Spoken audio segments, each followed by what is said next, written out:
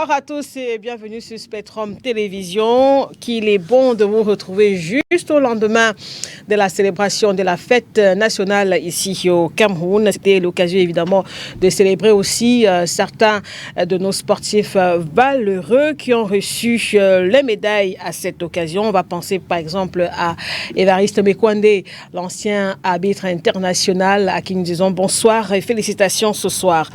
Alors dans l'émission d'aujourd'hui, il sera question de mettre aussi en exergue nos judokas qui viennent de participer au 46e championnat d'Afrique senior et par équipe de judo. La compétition s'est déroulée du 25 au 27 avril dernier du côté d'Abidjan en Côte d'Ivoire. Parmi les 24 pays participants, le Cameroun termine 10e avec 3 médailles, une en argent, 2 en bronze. Ce soir, nous vous proposons en exclusivité un grand reportage sur la participation de la Team Cameroun à cette compétition qui ouvre aussi la voie aux qualifications pour les prochains Jeux Olympiques Los Angeles 2028.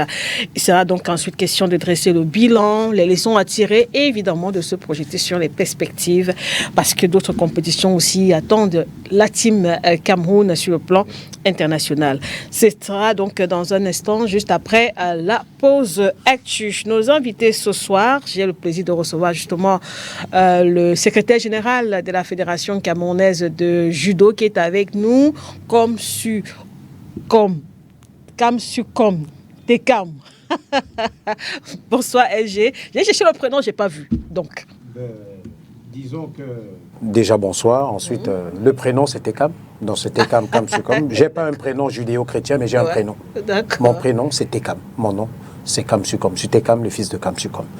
D'accord. Donc je vous dis bonjour à tout le panel et je dis bonjour à tous les millions de spectateurs de Spectrum Télévision et particulièrement à la famille Essiane qui nous suit du côté de Bépanda. Merci d'être là, LG, de faire le déplacement pour cette émission. En plateau, Jacques Ngonsu, il est promoteur du TOCH, ancien athlète international. Ce soir, il est avec nous. Jacques, bonsoir. Bonsoir Lydie et bonsoir également aux panélistes, sans oublier vos téléspectateurs qui sont toujours là pour suivre l'actualité sportive. Timothée Makongo, lui, il est ancien lion indomptable, il est avec nous. Maxime, bonsoir, bienvenue. Comment allez-vous? Bonsoir Lydie, bonsoir aux panélistes et bonsoir aux téléspectateurs. Mais un coucou spécial à la famille Koundé qui est parti, un ancien. On en parle dans un instant, s'il vous plaît. Et puis, Maître Martial Biba, expert en arts martiaux, il est avec nous. Maître, bonsoir. Bonsoir Lydie, bonsoir à tous les copanélistes. Et là, je suis très contente d'être sur le même plateau avec le SG, avec l'ancien, le patriarche Timothée, et je revois toujours Jacques à mes côtés. Je dis bonsoir à tous les fidèles téléspectateurs de Spectrum TV. Et laissez-moi dire un bonsoir particulier à un ancien international camerounais ici. Joyeux anniversaire, je parle de François Omambik, Dick Guardiola, l'international. Alors je dis happy birthday, l'ancien international, et une fois de plus, merci d'être installé dans ce somptueux studio. Merci en tout cas d'être là. Merci également de nous recevoir chez vous. On va démarrer cette émission en marquant un temps d'arrêt pour rendre hommage à Emmanuel Koundé qui est décédé il y a quelques jours. C'est une nouvelle qui a pris tout le monde un peu de court. Et on était le 16 avril dernier. Nos équipes de reportage sont descendues à son domicile pour pouvoir évidemment s'enquérir de la situation. On va vous proposer de regarder tout ça dans ce reportage que signe Olivier Bouzikou à Yaoundé. Rien ne laissait transparaître un malaise dans son attitude la veille. Emmanuel Koundé, aux côtés de ses proches, a suivi la rencontre espagnole FC Barcelone dans une bonne ambiance de foot. Commentaire à l'appui jusqu'à tard dans la nuit. Comme d'habitude, sa radio, il a laissé jouer sa radio. Donc il écoutait la radio. Et puis tout le monde s'est endormi. Au petit matin, comme d'habitude, on s'est donc réveillé. Nous étions dehors en train de causer avec les frères et la maman. Et puis la maman dit qu'elle a suivi un bruit. Bon, en fait, un bruit négligeable, un infime bruit, pas un bruit alarmant aussi. Bon, on s'est dit qu'il y a les souris et tout. Bon. C'est là où nous sommes allés dans la chambre. En fait, maman allait dans la chambre. Il est quelle heure? 6h30. Maman allait dans la chambre. Elle est ressortie en criant, venez, venez. Qu'est-ce qu'il y a? Nous sommes allés dans la chambre. On l'a trouvé couché au sol. C'était fini. Quelques infirmiers du coin appelés en urgence n'ont rien pu faire. La nouvelle du décès du défenseur camerounais s'est aussitôt répandue. Ses anciens coéquipiers sont tous attristés. Surtout qu'on ne s'y attendait pas. On avait des projets déjà. Lui, demain, il aurait dû être à Bachanga pour un match. Nous, on avait une manifestation pour commémorer le 35e anniversaire de 90 à Douala. Donc, c'est des plans qu'on avait. Le football était sa passion.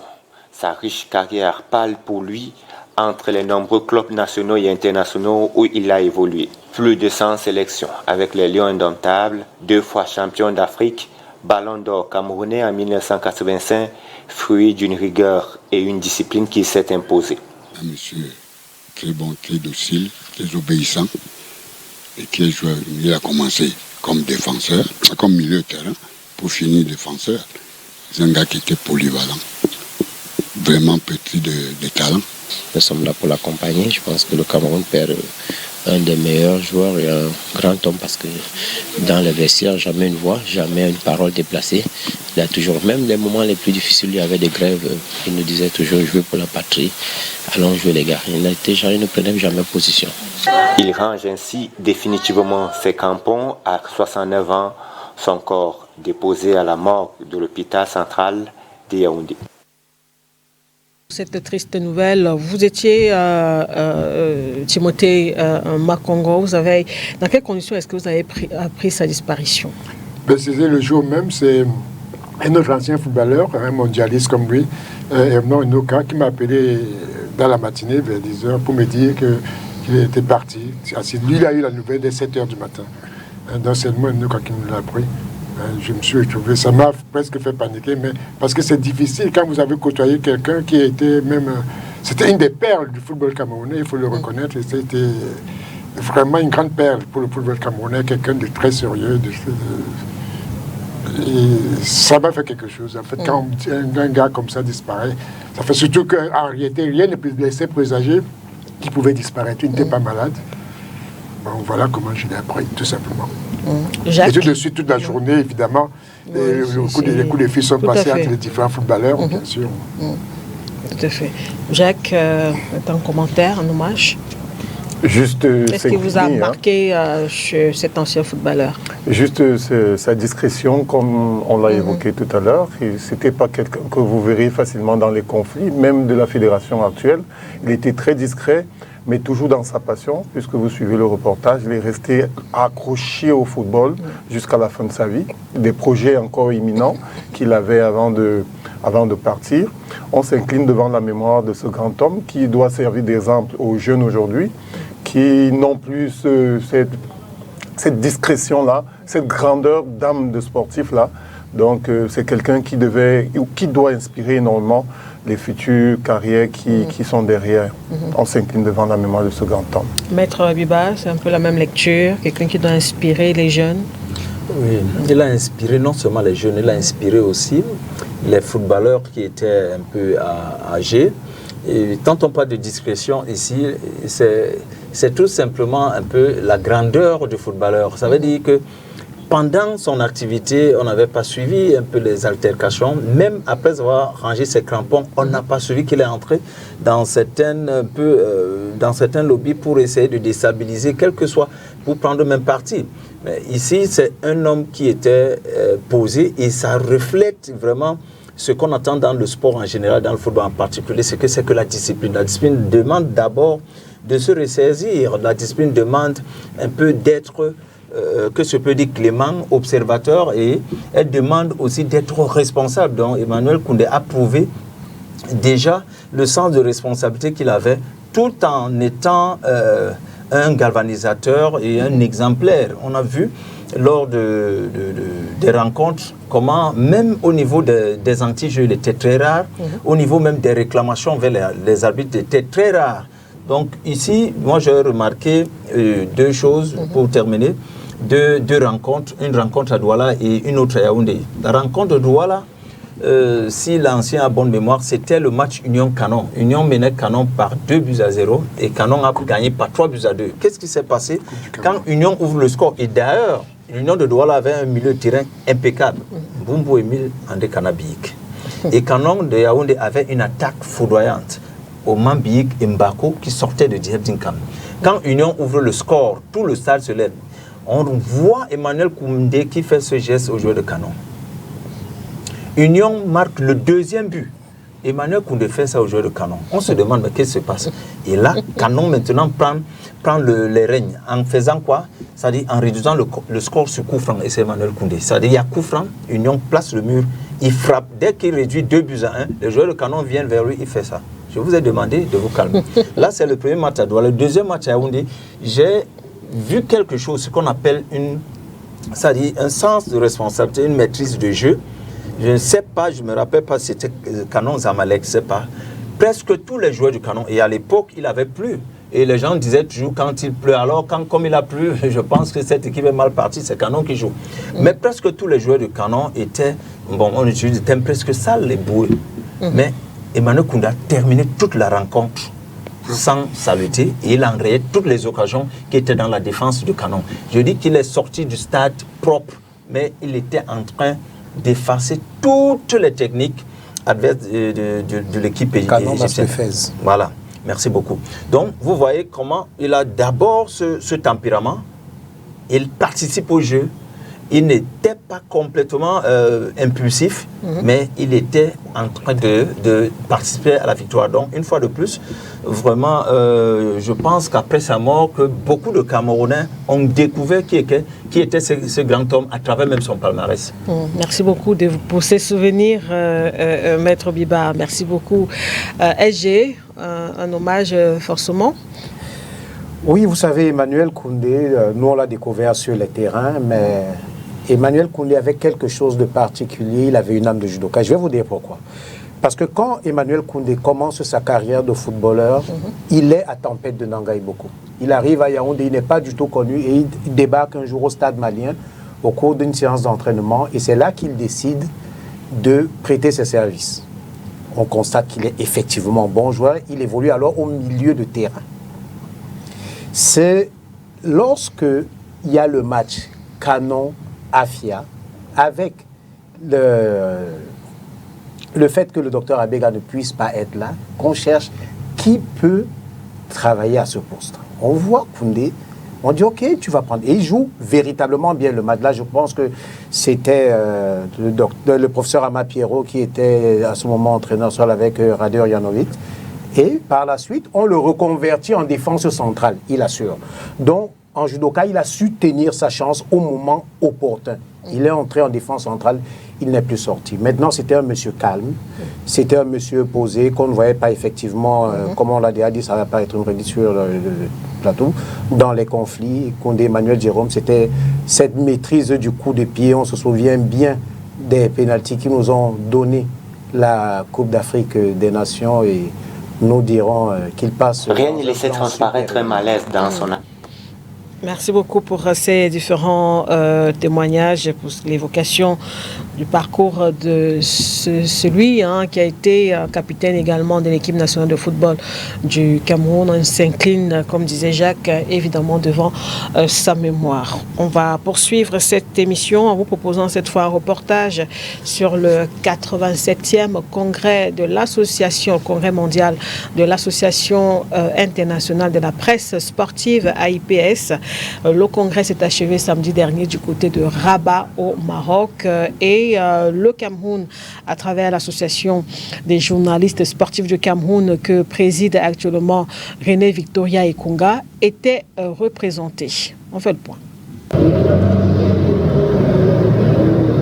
Du 13 au 17 mai 2025, Rabat au Maroc accueille le 87e congrès mondial de l'Association internationale de la presse sportive AIPS. L'événement qui se déroule pour la deuxième fois en Afrique après 20 ans réunit les présidents des associations nationales de la presse sportive des 5 continents ainsi que des représentants des institutions sportives majeures comme le CIO, la FIFA, l'UEFA, la Confédération africaine de volleyball et la Fédération marocaine de football. L'ouverture des travaux est notamment marquée par les AIPS Awards, destinés à célébrer l'excellence journalistique dans le monde sportif. En tant qu'organisateur, c'est vraiment pas une mince affaire de regrouper plus de 350 journalistes. On a réalisé quand même un record à cette occasion. C'est d'abord un plaisir de recevoir tout ce beau monde, des journalistes des 5 continents, plus de 100 délégations venues de partout dans le monde. Je suis Sylvestre Gounibou, président de la GST, l'association des journalistes sportifs du Togo. Tout d'abord, il faut dire que le Maroc, depuis belle lurette, est devenu donc une terre d'accueil, et la qualité aussi de l'organisation. Cette édition de IPS Monde témoigne combien de fois le Maroc est vraiment prêt pour accueillir des grandes organisations, des grands événements. Mais je peux dire que IPS Média, une fois, a relevé que nous les Africains d'abord devons faire mieux. Parce que vous avez vu les lauréats, on n'a pas eu, c'est la seule Kenyane qui s'est fait distinguer. Les enjeux de l'intelligence artificielle dans les médias sportifs, la lutte contre les paris sportifs illégaux, le développement du journalisme sportif d'investigation sont quelques thématiques abordées lors de ce congrès.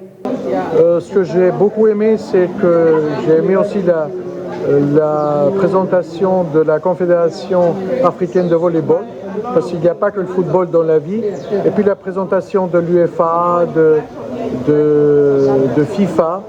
Donc voilà, c'est bien, au-delà du simple congrès, ce que j'aime, c'est l'échange entre les associations, parce qu'il faut collaborer, il ne faut pas rester simplement dans l'adrénaline de ces 3-4 jours.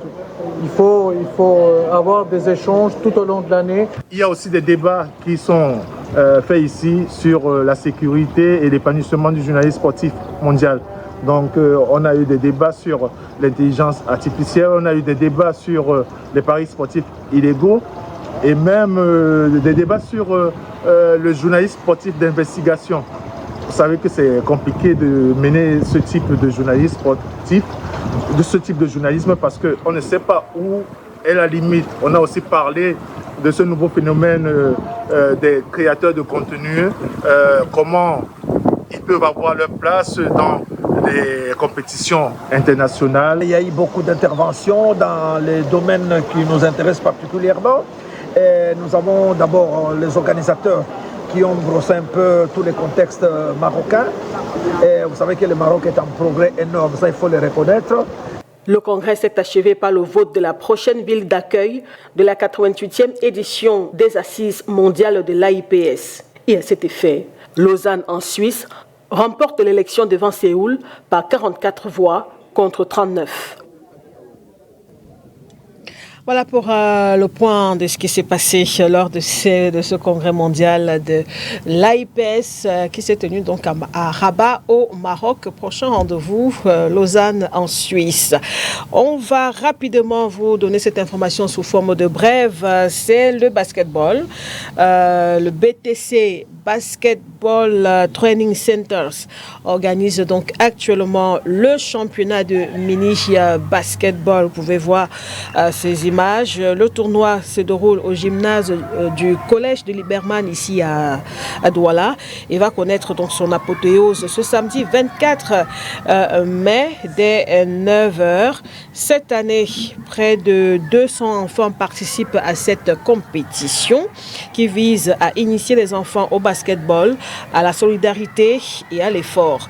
Et les meilleurs élèves seront donc primés lors de la finale de ce championnat de mini basketball samedi, selon Guillaume Elamé, ancien président de la Ligue régionale de basketball du littoral.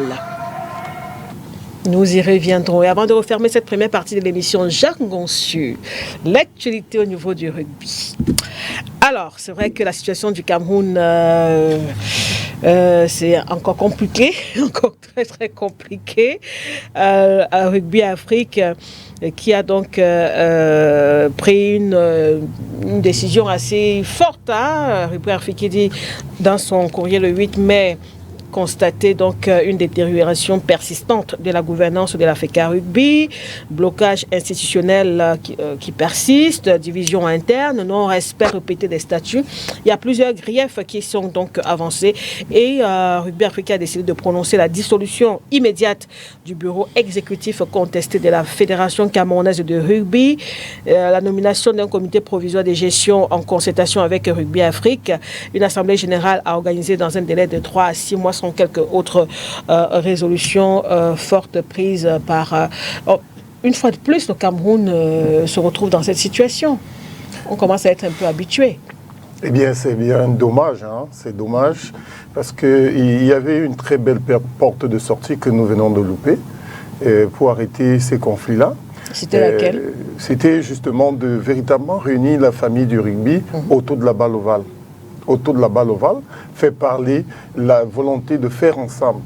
Mais il s'est produit quelque chose de pas bien pour le sportif, parce que nous avons eu dans ce bureau qui demande à être dissolu, juste pour vous reprendre un peu, par rapport à la lettre de Rugby Afrique, la lettre de Rugby Afrique met le ministre des Sports devant ses responsabilités. Oui. Donc, ils n'ont pas dissolu, ils demandent au ministre qui a validé cette Assemblée générale de dissoudre à l'immédiat le bureau directeur actuel, d'annuler purement et simplement l'élection, puisqu'elle fait...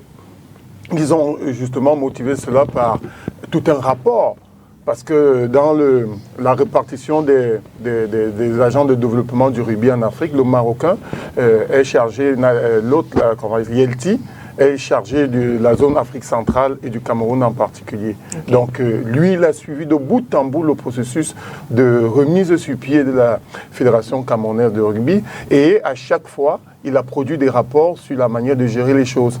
Et suite à ces rapports-là, lors de l'Assemblée générale qui a eu lieu avec le président Félix Onana de ce moment, qui était président du comité de normalisation, le magistrat, il n'a pas pu, il a échoué. Il a purement et simplement échoué pour remettre la famille du rugby autour des valeurs, autour de la montée de ce qu'on attendait, parce que le rugby camerounais a une histoire, et à l'international, l'ancien président des professionnels français de rugby était un Camerounais qui a joué ici, qui est parti du Cameroun en tant qu'international après au moins 10 sélections pour devenir ce qu'il est devenu en France avec Paris, avec le Stade français. Et ils sont nombreux. Nous avons une panoplie de joueurs qui évoluent à l'international et à de très bons niveaux au niveau de l'Europe, par exemple. Donc, il fallait donc remettre le rugby camerounais et permettre que l'histoire du rugby camerounais continue de s'écrire. Qu'est-ce qui se passe en ce moment? Nous avons des anciens joueurs du top 14, Joël, qui sont partis d'ici, que nous avons effectivement encadrés, qui sont partis. Ce qui reviennent, c'est de bonne guerre, hein, de vouloir diriger aussi les affaires, mais il y a des règles qu'il faut respecter. Ne résidant pas au Cameroun, on le lui a dit, parce que le président du comité de normalisation, il y a une décision qui est prise pour dire vous ne résidez pas au Cameroun, vous êtes disqualifié. Mais à la grande stupéfaction, il se retrouve dans le bureau directeur. Il y a un quitus qui avait été perdu par l'ancien président Monté, Maître Monté. Le ministre Adoum Garoua avait dit que vous ne pouvez pas participer à l'élection parce que vous n'avez pas de quitus. Et le quitus ne lui avait pas été donné et il n'avait pas attaqué. L'Assemblée a été validée par une attestation du trésorier Marcelin Zawi, qui était trésorier de Rugby Afrique dans l'instance continentale. Et en 2015, ça a été validé. Attestation qui montrait que l'Assemblée générale qu'il avait supervisée s'était très bien passée. Et le ministre également a validé cette Assemblée en homologuant les résultats où j'ai été porté vice-président. Cette élection avait eu lieu au ministère des Sports, vice-président de la Fédération, premier vice-président de la Fédération camerounaise de rugby. Et le bâtonnier avait déjà été disqualifié. Et il n'a jamais attaqué à la CCA ou au TAS. Mais par quitus perdu, vous revenez encore en 2024, vous repositionnez et vous passez président de la fédération. Il y a quelque chose qui ne tient pas. Et c'est le même Rugby Afrique qui vient par le premier vice-président de Rugby Afrique. Il était au Cameroun, Nasser, le Marocain. Il était au Cameroun pour la supervision. Et il y a quelque chose qui se produit en fait. Le ministre, je ne sais pas s'il a été poussé à très vite valider, surtout qu'il n'a pas encore installé le président Monté. Il ne l'a pas encore installé. mais il a quand même homologué les résultats. La différence, c'est que la dernière fois qu'il y avait eu cette assemblée, en 2013, on a attendu que Rugby Afrique produise son rapport, puisqu'ils étaient là pour superviser. Et après, le ministre a pris une décision d'homologation. Mais si on n'a même pas attendu le rapport qui tombe, quand le ministre a déjà très rapidement validé cette assemblée générale, et là, c'est un inconfort total. Et ici, on dit, si cela n'est pas fait dans les 3-6 mois au plus tard, on est tout simplement suspendu et on tend à la radiation. Donc, il y a encore une c'est épée terrible. de Damoclès C'est terrible. Le ministre est devant, il doit prendre ses responsabilités. Et avec tout ce qui est motivé dans le dossier, parce que ce n'est pas qu'une lettre, il y a une lettre adressée au ministre de prendre ses responsabilités, mais le dossier, ça fait 8 pages motivées par Rugby Afrique de tous les manquements observés depuis le représentant de RDM Afrique centrale jusqu'au premier vice-président de Rugby Afrique qui était là à Yaoundé pour la supervision de cette assemblée générale-là. Il faut que les rugbymen apprennent à faire ensemble. C'est le faire ensemble qui est compliqué, mais dans le respect des règles. Donc on va dire quoi? Affaire à suivre. Affaire à suivre et le ministre est devant ses responsabilités. On n'attend plus que Yaoundé. On attend la décision donc, du ministre d'Espoir par rapport à cette situation au niveau de la Fédération camerounaise de rugby. Et forcément, on va y revenir dans nos prochaines éditions. Alors, on va rentrer sans transition dans la seconde partie de cette émission consacrée essentiellement au judo.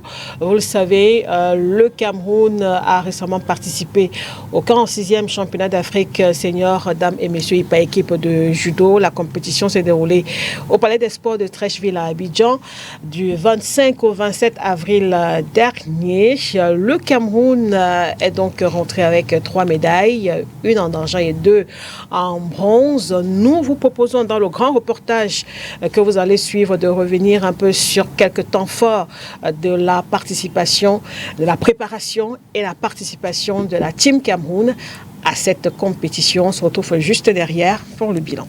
Regardez.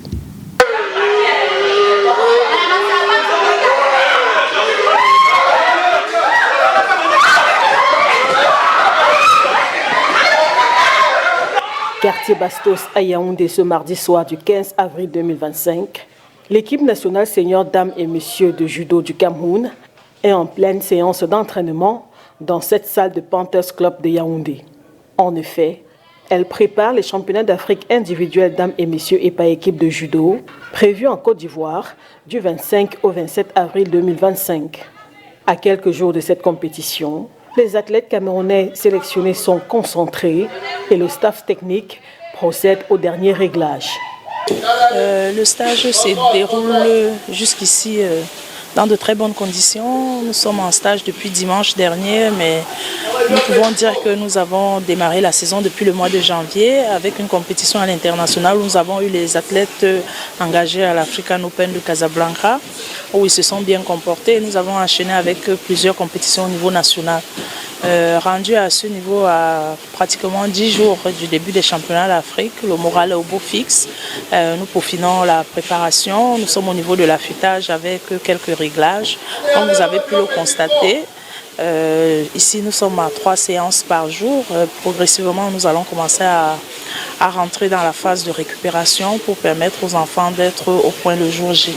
Donc ce soir la séance est relativement calme. Nous allons faire des uchikomi, du nagikomi et demain nous allons essayer de remonter un peu. Donc la préparation se passe jusqu'ici très bien. Le staff médical est là pour remédier à certains petits bobos. Si nous est donné de commencer la compétition demain, je peux vous dire que tous les 10 seront prêts pour le Hadjimi. Surtout que quelques jours plus tôt à Douala, lors du championnat national, le président de la Fédération camerounaise de judo, Maître Alain Kingé, a clairement fixé les objectifs de la Team Cameroun. Dès le 13 ou le 14 avril, ils vont entrer en stage interne de 10 jours pour aller à Abidjan le 24 pour représenter le Cameroun au championnat d'Afrique senior, qui est un tournant déterminant pour le processus de qualification pour les Jeux olympiques de Los Angeles 2028. C'est le début déjà de la qualification. Et puis nous voulons comme ça, à titre personnel, upgrade notre niveau de champion d'Afrique chez les seniors. Nous avons eu l'année dernière un champion d'Afrique. Nous comptons en placer au moins 2 cette année. Ce sera déjà un plus pour le judo. 22 avril 2025, l'équipe camerounaise composée de 10 athlètes et de 4 encadreurs quitte Yaoundé via l'aéroport international de Yaoundé-Simalène pour Abidjan en Côte d'Ivoire. 12h40, la délégation camerounaise atterrit à l'aéroport international Houphouët-Boigny d'Abidjan après environ 3 heures de vol. Elle pose ensuite ses valises à l'hôtel Ibis, un hôtel 5 étoiles, où elle se repose avant d'effectuer sa première séance d'entraînement le lendemain 23 avril à l'Institut national de la jeunesse et des sports d'Abidjan. À bord du bus VIP qui transporte la délégation, l'ambiance est bon enfant. Ils ont mis la note interdit de passer ici.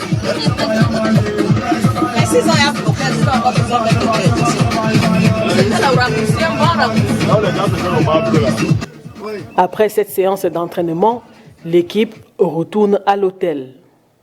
Jeudi 24 avril 2025, soit à la veille du coup d'envoi des championnats d'Afrique de judo, le programme d'entraînement a été allégé par le staff technique. Ce matin, l'équipe effectue un footing dans cette rue du quartier Koumassi.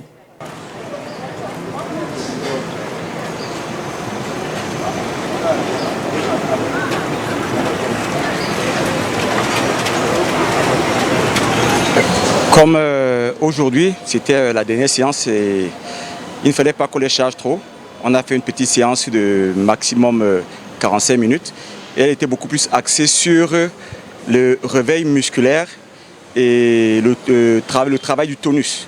Donc on a fait beaucoup de fractionnés, quelques fractionnés, pas beaucoup. Donc je crois que tout s'est bien passé. État d'esprit très bon, très bon.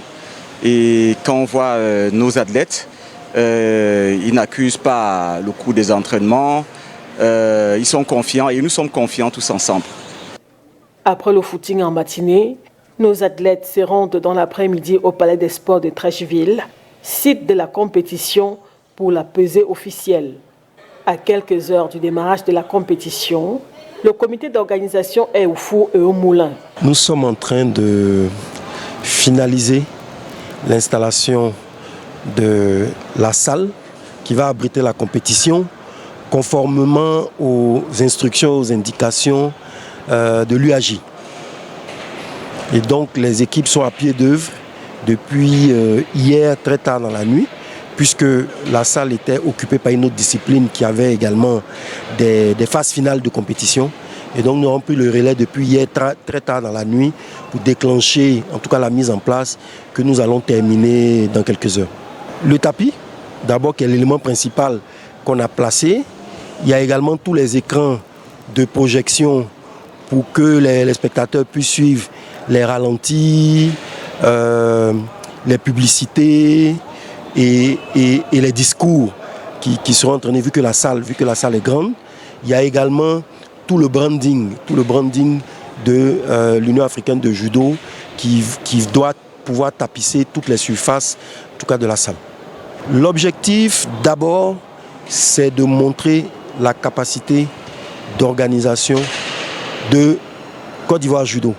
Et c'est ce qui nous a valu la désignation pour cette édition-là, pour cette 46e édition du championnat d'Afrique, puisque, à vrai dire, nous n'avons pas postulé comme ça se fait habituellement.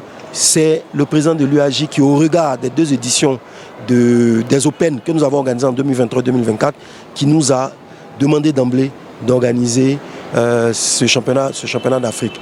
Évidemment, en dehors de l'aspect organisationnel, l'objectif également, c'est de pouvoir avoir des résultats. Vendredi 25 avril 2025, ça y est, c'est le grand jour. Arrivés ici au Palais des Sports de Trècheville aux environs de 8h20, les combattants camerounais enfilent rapidement leur judogi et commencent les échauffements sous le regard du staff technique et aussi de celui du président de la FECA Judo, Maître Alain Christian Kinguet, également directeur sportif de l'Union africaine de judo.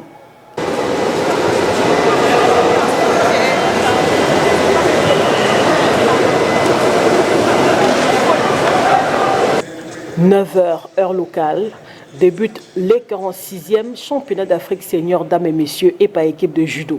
Pour cette première journée de compétition, 4 athlètes camerounais sur 10 sont programmés. Comme Teddy chez les messieurs, Audrey Etoa Biok, Baba Matia Marie-Céline et Fiona Samembongo chez les dames. Lors de la phase des éliminatoires, Fiona Samembongo et Etoa Biok sont battus par Ipon respectivement dans la catégorie des moins de 52 kg par l'Algérienne Bekira Gadidja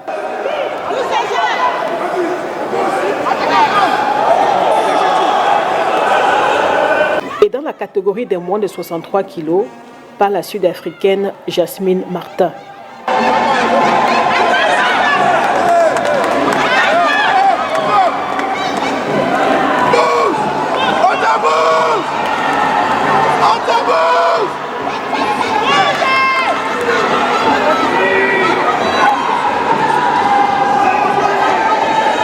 Chez les hommes, le seul Camerounais entré en lice ce jour, comme Teddy dans la catégorie des moins de 73 kg, remporte son premier combat face au Tunisien Slimane Ihep par Ansoko Make, qui signifie disqualification par faute grave.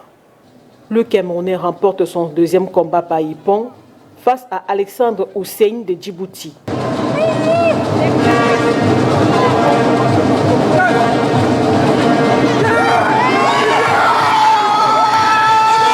En quart de finale, comme Teddy perd devant le Marocain Hassan Doukali, vainqueur par Ippon.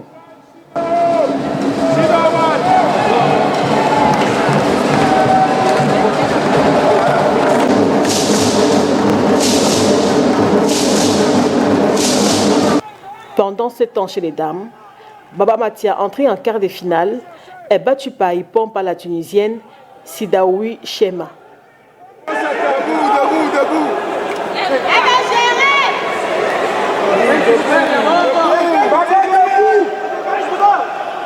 Cependant, Baba Matia chez les dames et comme Teddy chez les messieurs sont repêchés. Dans cette phase, comme Teddy s'impose par Ippon devant l'Ivoirien Guillaume Dadier,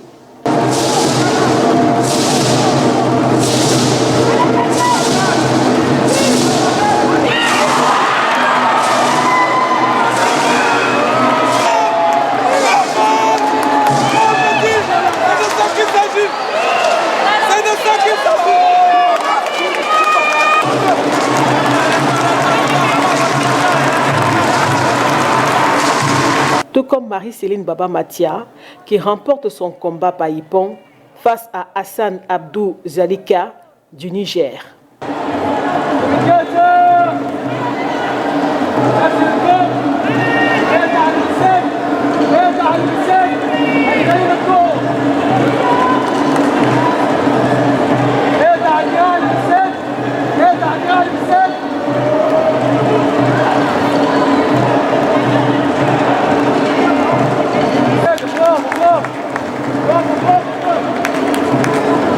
Malheureusement, comme Teddy passe à côté de la médaille de bronze, puisqu'il perd par la suite son combat face à l'Algérien Ahmed Meibel, vainqueur par Ippon.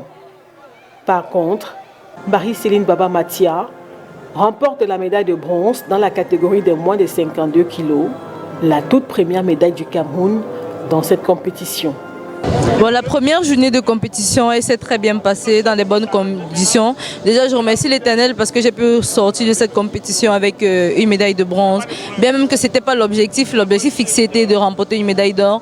Mais je ne crache pas sur cette toute première médaille à un championnat d'Afrique senior. Très satisfaite de la compétition malgré qu'il y a eu des lacunes techniques au niveau des quarts de finale, ce qui m'a coûté une finale d'or. Mais je rends grâce à Dieu et je continue à travailler pour d'autres championnats d'Afrique à venir. Je suis très heureuse déjà d'avoir cette médaille. Comme je vous l'ai dit, c'est ma toute première médaille à un championnat d'Afrique senior. Déjà, j'ai été championne d'Afrique junior, mais je rêvais tant d'être championne d'Afrique senior. Déjà, avoir une première médaille de bronze à ce championnat d'Afrique senior me fait énormément plaisir. Oui, comme j'étais en train de dire tout à l'heure à l'athlète, c'est une médaille qu'on a pu avoir aujourd'hui.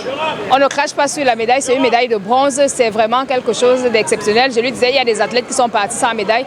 Donc avoir une médaille pour la journée, ce n'est pas mauvais.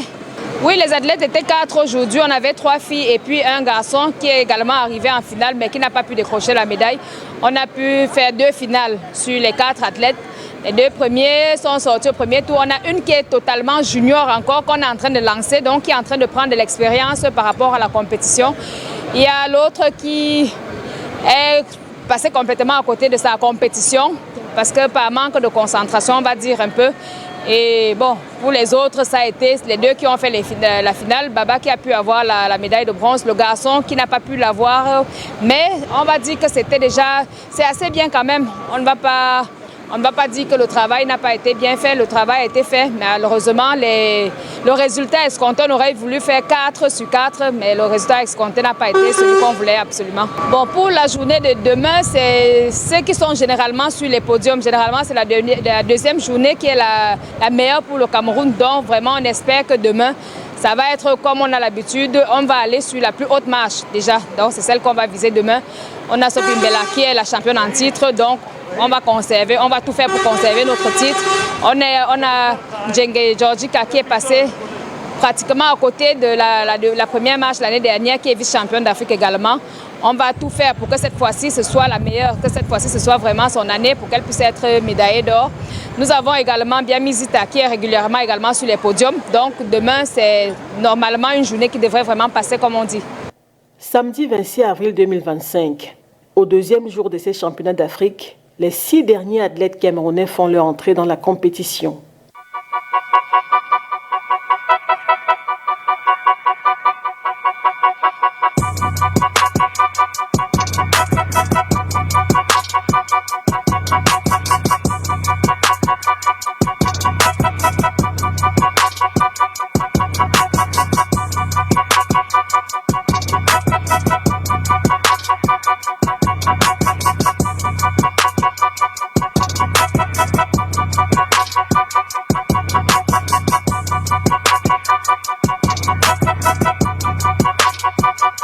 Dans la catégorie des moins de 70 kg, Ornella Biamizita démarre par les quarts de finale.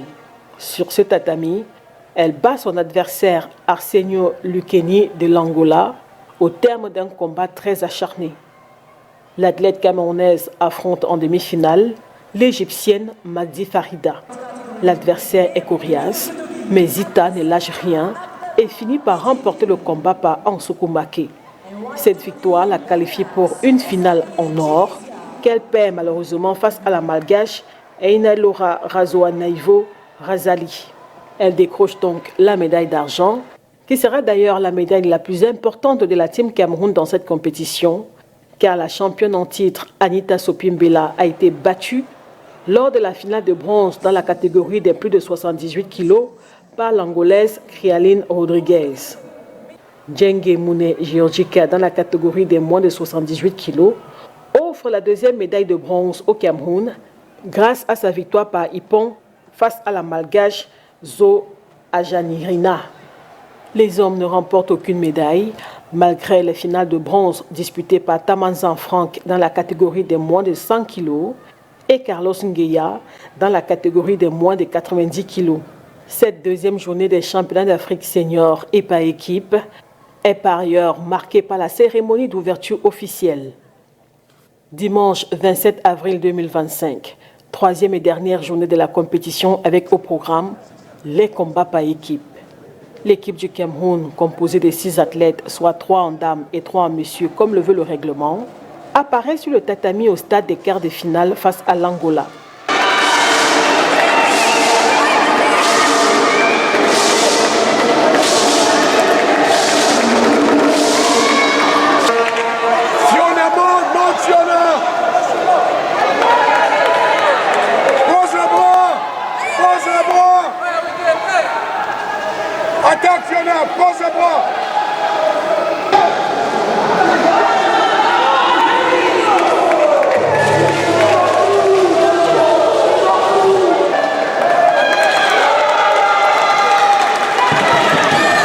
L'Angola remporte la partie par 4 victoires contre 2 pour le Cameroun.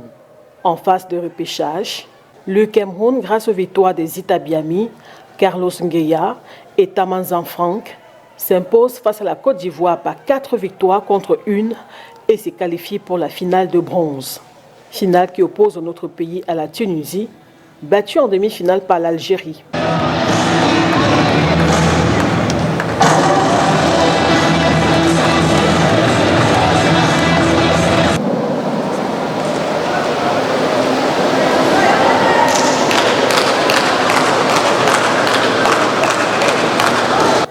Malheureusement, le Cameroun ne réécrit pas l'histoire de 2024 car c'est la Tunisie qui remporte la partie et se partage le podium avec l'Angola.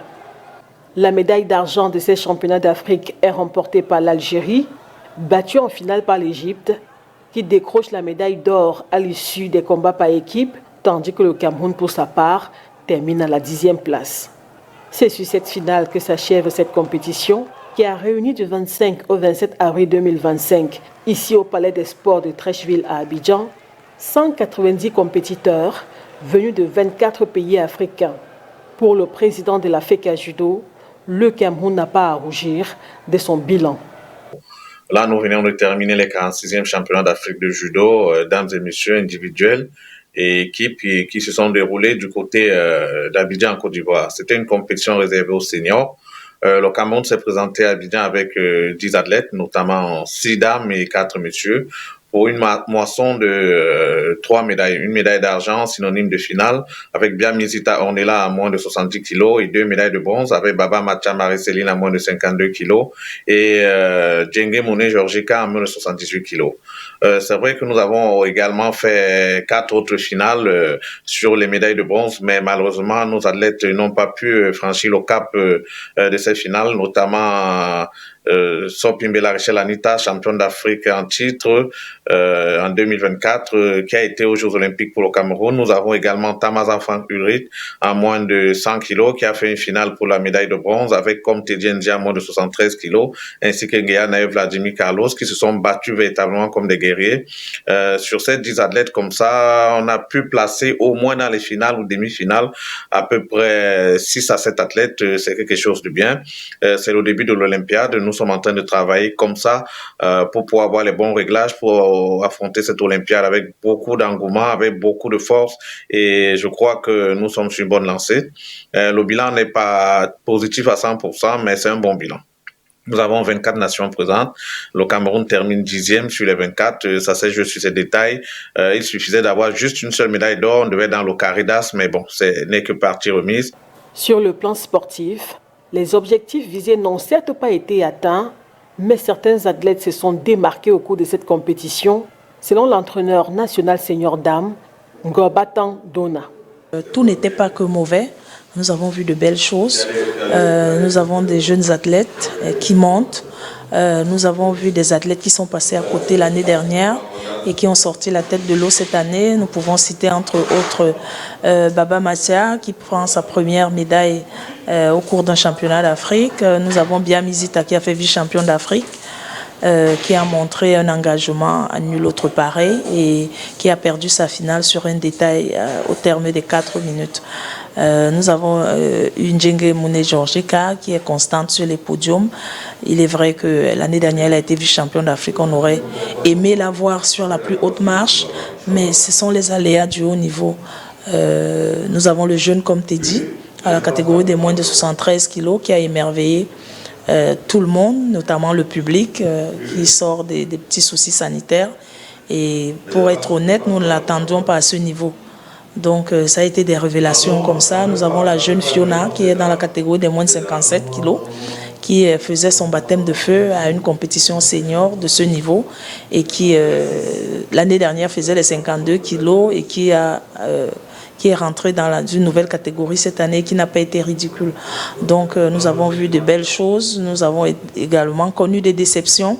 Nous avions un titre à défendre, nous n'avons pas pu le défendre, mais comme je vous l'ai dit, nous sommes en début d'Olympiade et nous pensons que nous ferons mieux lors des prochaines éditions pour qualifier le maximum d'athlètes pour Los Angeles 2028. Nos 3 médaillés uniquement des femmes apprécient de façon mitigée leur parcours dans ces championnats d'Afrique, marqué par l'obtention de la toute première médaille de Baba Matia chez les seniors. Remporter cette première médaille en senior, j'ai pas trouvé quelque chose d'exceptionnel avec cette médaille parce que je ne venais pas pour avoir une médaille de bronze, je venais pour avoir une médaille d'or. Pour mon parcours à ce championnat d'Afrique, il a été exceptionnel. Je dirais il a été exceptionnel parce que je commence en quart de finale où je perds face à la Tunisienne sur une erreur technique de ma part.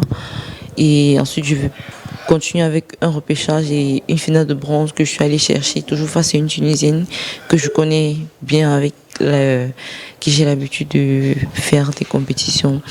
Donc les combats n'étaient pas faciles parce que entre nous, les athlètes dans la même catégorie, nous nous connaissons déjà. Donc il y a des lacunes techniques et tactiques à corriger. Tout n'était pas parfait, mais on se remet au travail.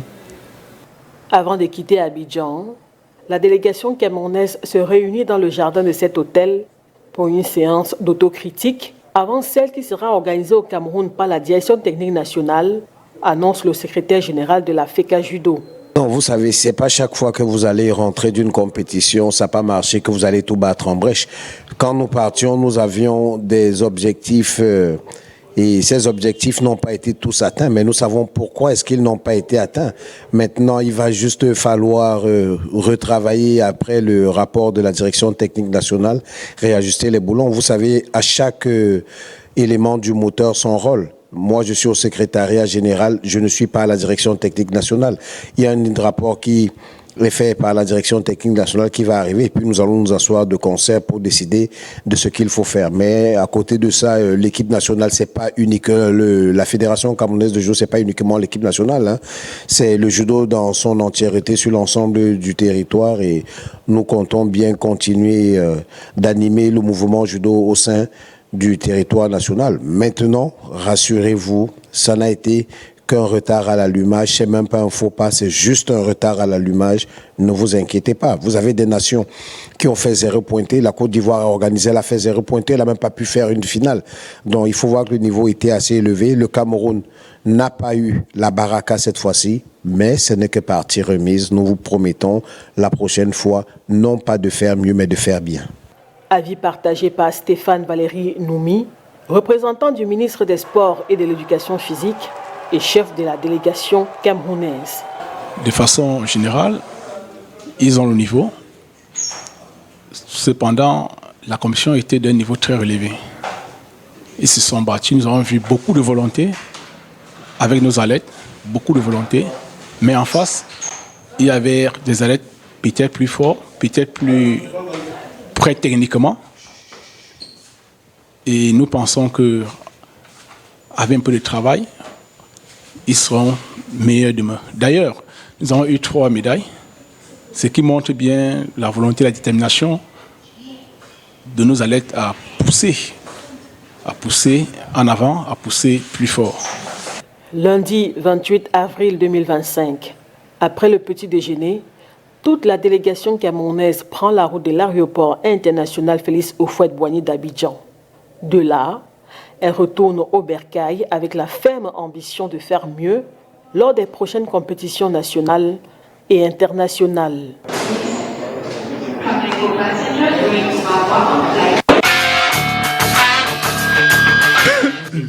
Voilà un peu pour quelques faits marquants de la participation du Cameroun à ces camps 6e championnat d'Afrique senior et par équipe de judo. Peut-être avant de rentrer dans le vif du sujet, on va rapidement faire une petite parenthèse pour dire qu'en finale de la Ligue Europa tout à l'heure, Manchester United d'André malheureusement ne remporte pas le match puisque l'équipe mancunienne a été battue par Tottenham en but à 0. Le groupe. Ouais, il va lancer, il a lancé. C'est pas automatique. Ça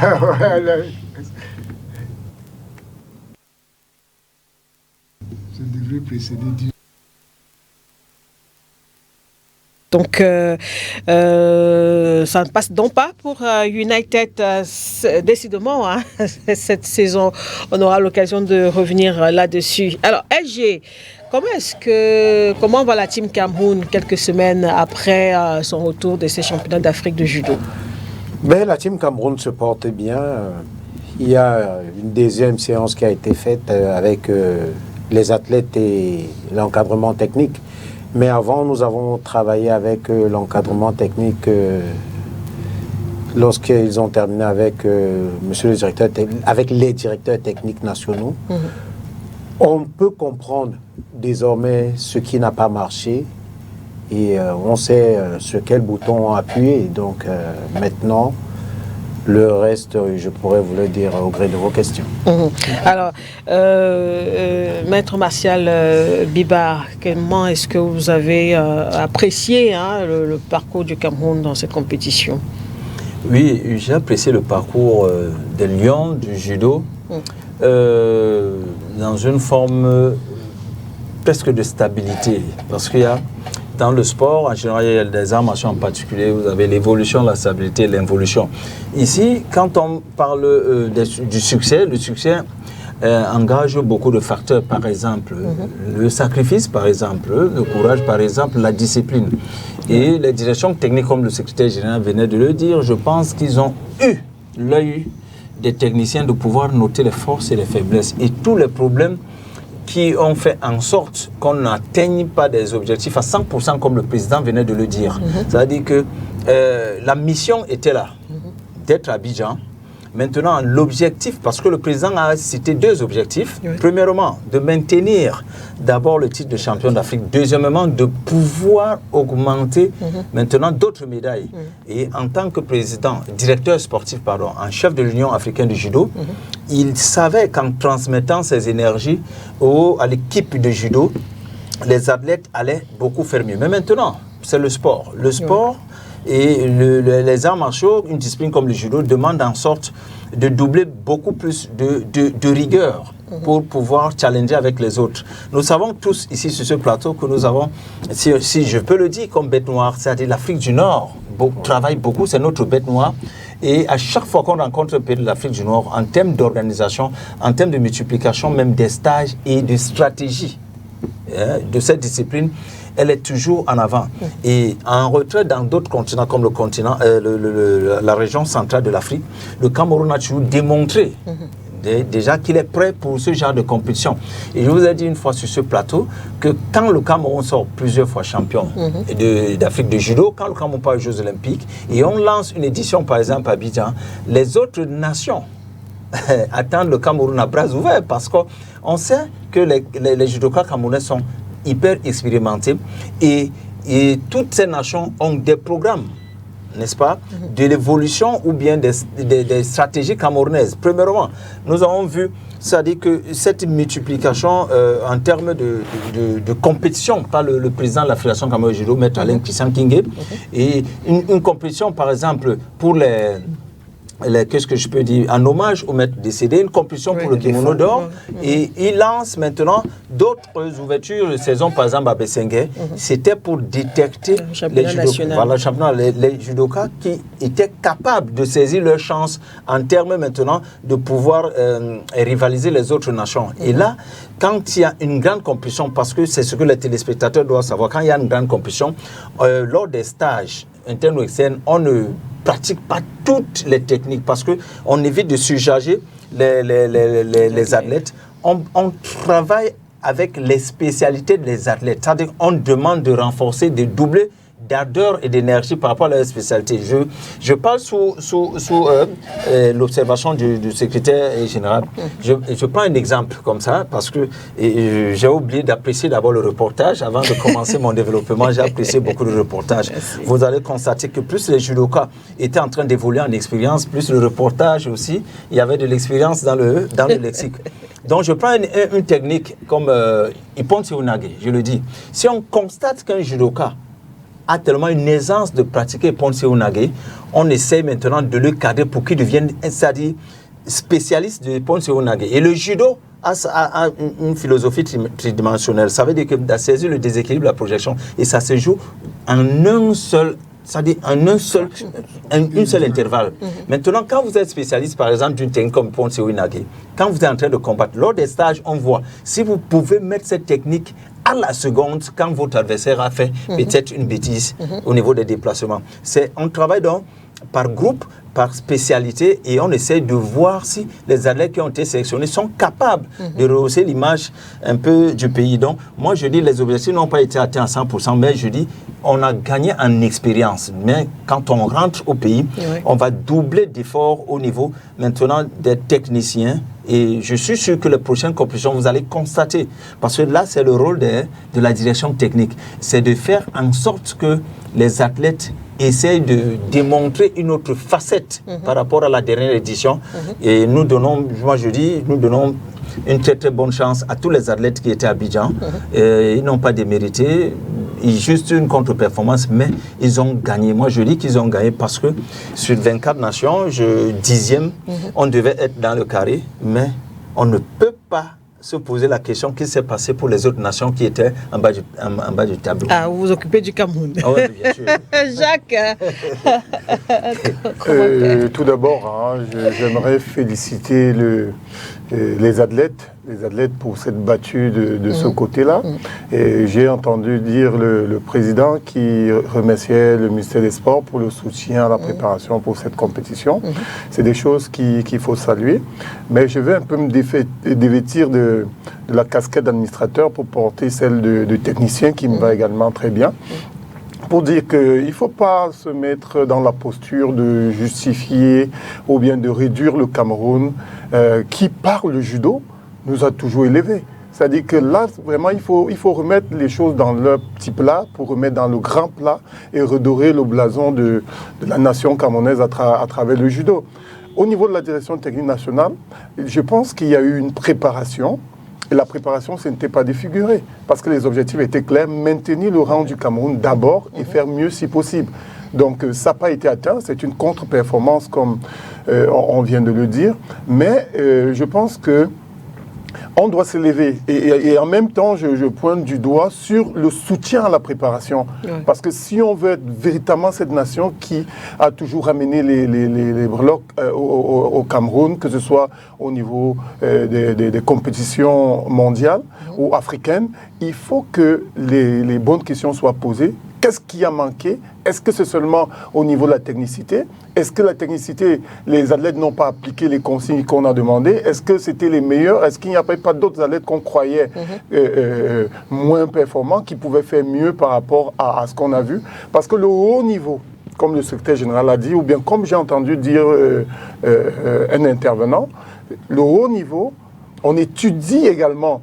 Par rapport à ce qu'il disait, c'est pas que les adversaires qui nous étudient. Non, on étudie. On sait que dans le circuit des compétitions internationales, on ne fait que remarquer ces mecs des autres nations qui se présentent. Et là, c'est à ça que c'est la direction, c'est à ça que c'est la direction technique nationale, d'étudier les autres nations, les combattants des autres nations, comment ils se battent, comment ils sont entretenus, avec lesquels sparring partners ils passent des stages. Donc ça, il faut que ces exigences soient posées pour que demain, la jeunesse qu'on a vue derrière, si c'était un tournoi, aller préparer les enfants qu'on a vus lors des détections, j'ai vu qu'il y a de très belles promesses, ça c'est bien, mais ce n'était pas ça les objectifs. On s'en contente parce que il faut quand même prendre les points positifs de ce championnat d'Afrique. Mais je suis plus exigeant en tant que technicien que s'il y a des manquements, il y a des demandes, les budgets ne sont pas toujours acquis. C'est pour ça que j'ai félicité tout à l'heure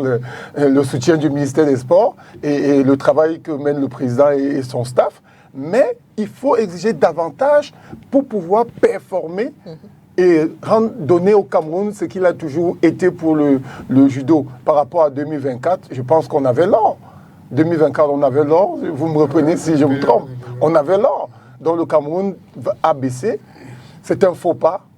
Mais il faut se poser les bonnes questions, avoir la rigueur qu'il faut, comme il a évoqué tout à l'heure, pour pouvoir remettre les vraies lettres de noblesse de notre pays au niveau du judo. Le judo, je le dis encore, je suis un fan de judo parce qu'à chaque fois, on a dû lever la main comme ça lors des compétitions internationales à cause du judo. Donc, je suis un peu rigoureux là-dessus et je félicite le travail, qu'il continue.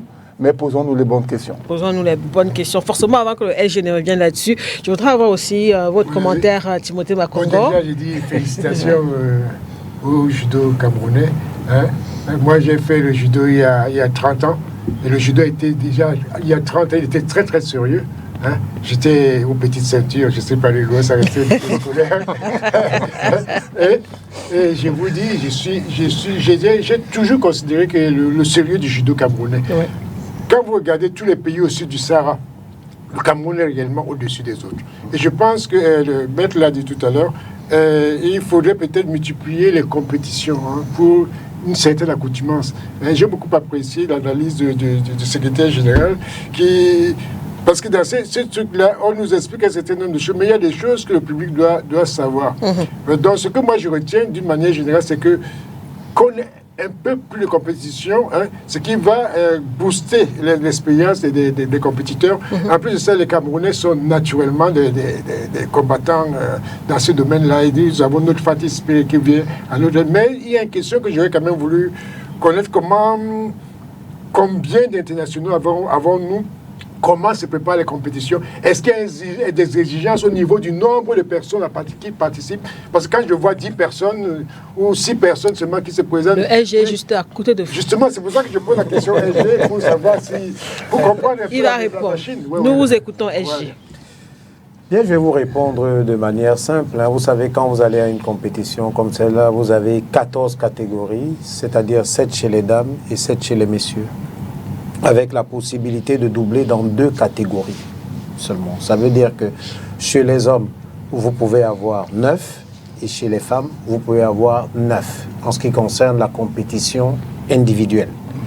Ça fait que un pays va avec 18 athlètes pour la compétition individuelle. Le Cameroun est allé avec 10 athlètes. Donc, déjà, il faut comparer uniquement des choses comparables. Lorsque vous prenez un pays comme l'Égypte, imaginez-vous simplement à quoi ressemble la population d'une ville comme le Caire. C'est pratiquement 18 millions d'habitants. Donc lorsque vous avez fait une compétition entre 2 villes, le Caire et Alexandrie, vous avez la population du Cameroun. Je ne vous parle pas de la taille des fédérations du Cameroun. Donc, lorsque le Cameroun réussit l'exploit de battre des pays comme ceux-là, il ne faut pas cracher dessus. Ça, il faudrait que je vous le dise. Maintenant, vous avez vu, ces mêmes pays sont venus avec d'autres athlètes encore en renfort pour la compétition par équipe. Le Cameroun revient avec les mêmes athlètes. Oui, avec les mêmes athlètes, tout à fait. Et ça, c'est des choses qui ont été étudiées par la direction technique nationale. Vous avez du lactique, quoi que vous fassiez, qui reste dans les muscles. Tout à fait. Donc les enfants, ils ont donné ce qu'ils peuvent. Le gouvernement a fait ce qu'il peut. La fédération a tiré des leçons. Nous savons désormais ce qu'il faudrait faire pour les échéances futures. Vous avez demandé ce qui n'a pas marché. L'une des choses qui n'a pas marché déjà, c'est l'apprentissage du haut niveau. Ce qu'il faudrait savoir, c'est que le haut niveau ne s'apprend qu'au haut niveau. Vous n'apprenez pas le haut niveau étant assis à Douala, à Yaoundé. Tout à fait. Non, le haut niveau, vous l'apprenez au haut niveau. Donc, déjà ça, Maître Bibaladi, des compétitions de haut niveau, des stages de haut niveau, de manière redondante, il le faut. Donc ça, déjà, ça n'a pas marché. Nous avons des athlètes juniors qui sont classés parmi les 5 premiers mondiaux. Guyane a eu un 2e mondial chez les juniors. Ce n'est pas donné. Il est champion d'Afrique junior. On l'a vu échouer au pied du podium en finale. On a vu, comme tu dis, qui vient à peine, il y a 1 mois qu'il est passé senior. Donc, ce n'est pas des justifications. Ce n'est pas des justifications parce qu'en même temps, vous avez des athlètes qui ont été juniors et qui ont été champions du monde chez les seniors. Donc, ces enfants sont bien cadets pour certains. Fiona Mbongo, elle est cadette, mais elle est championne du Cameroun senior. Ce n'est pas des justifications. Juste pour vous dire qu'il y a des strates. Il y a des strates. Et lorsqu'on a franchi la strate Cameroun, lorsqu'on plafonne au niveau Cameroun, il faut commencer à regarder plus haut. Il y a eu un problème au niveau physique. On a constaté que physiquement, on a certains athlètes qui devaient encore gagner en force. Techniquement, déjà, vous avez vu, parce qu'il y a quelque chose qui se fait, qui a été mis sur pied par la direction technique nationale. Ça veut dire que dès que la compétition finit, 30 minutes après, il y a des entraîneurs qui sont commis pour parler aux athlètes, pas pour les blâmer, mais pour leur expliquer pourquoi est-ce qu'ils auraient pu faire mieux. Je ne dis pas pourquoi ils ont mal fait, mais pourquoi est-ce qu'ils auraient pu faire mieux. Parce qu'il faut déjà se projeter. Nous travaillons en termes de projection. Donc, vous avez des athlètes, des entraîneurs qui sont commis pour leur expliquer pourquoi est-ce qu'ils auraient pu faire mieux. Maintenant, il y a une cellule qui réfléchit sur comment est-ce qu'il faut faire pour qu'ils fassent mieux. Et c'est à ce niveau que le rapport qui nous a été remis s'est penché. On a travaillé avec les entraîneurs et nous pensons que pour les échéances à venir, la plus proche, c'est le championnat du monde. En juin? Oui, là, du côté de Budapest. Nous pensons que les enfants pourront marquer des points et nous avons des objectifs qui sont simples, mesurables et atteignables. Donc, nous allons voir dans le temps ce que ça donne. Mais il y a une question à laquelle vous n'avez pas bien répondu. Ça concerne la responsabilité des encadreurs au niveau des dirigeants de la nation. Parce que si on peut faire 14 équipes, comme vous avez, c'est bien ça que vous avez dit. 14 catégories, pardon. Oui. 14 catégories. Ça veut dire qu'il faut plus de compétiteurs au niveau des Africains. D'accord. Et s'il faut plus de compétiteurs, ça veut dire que pour les déplacements, il faudra que les encadreurs mettent plus de moyens.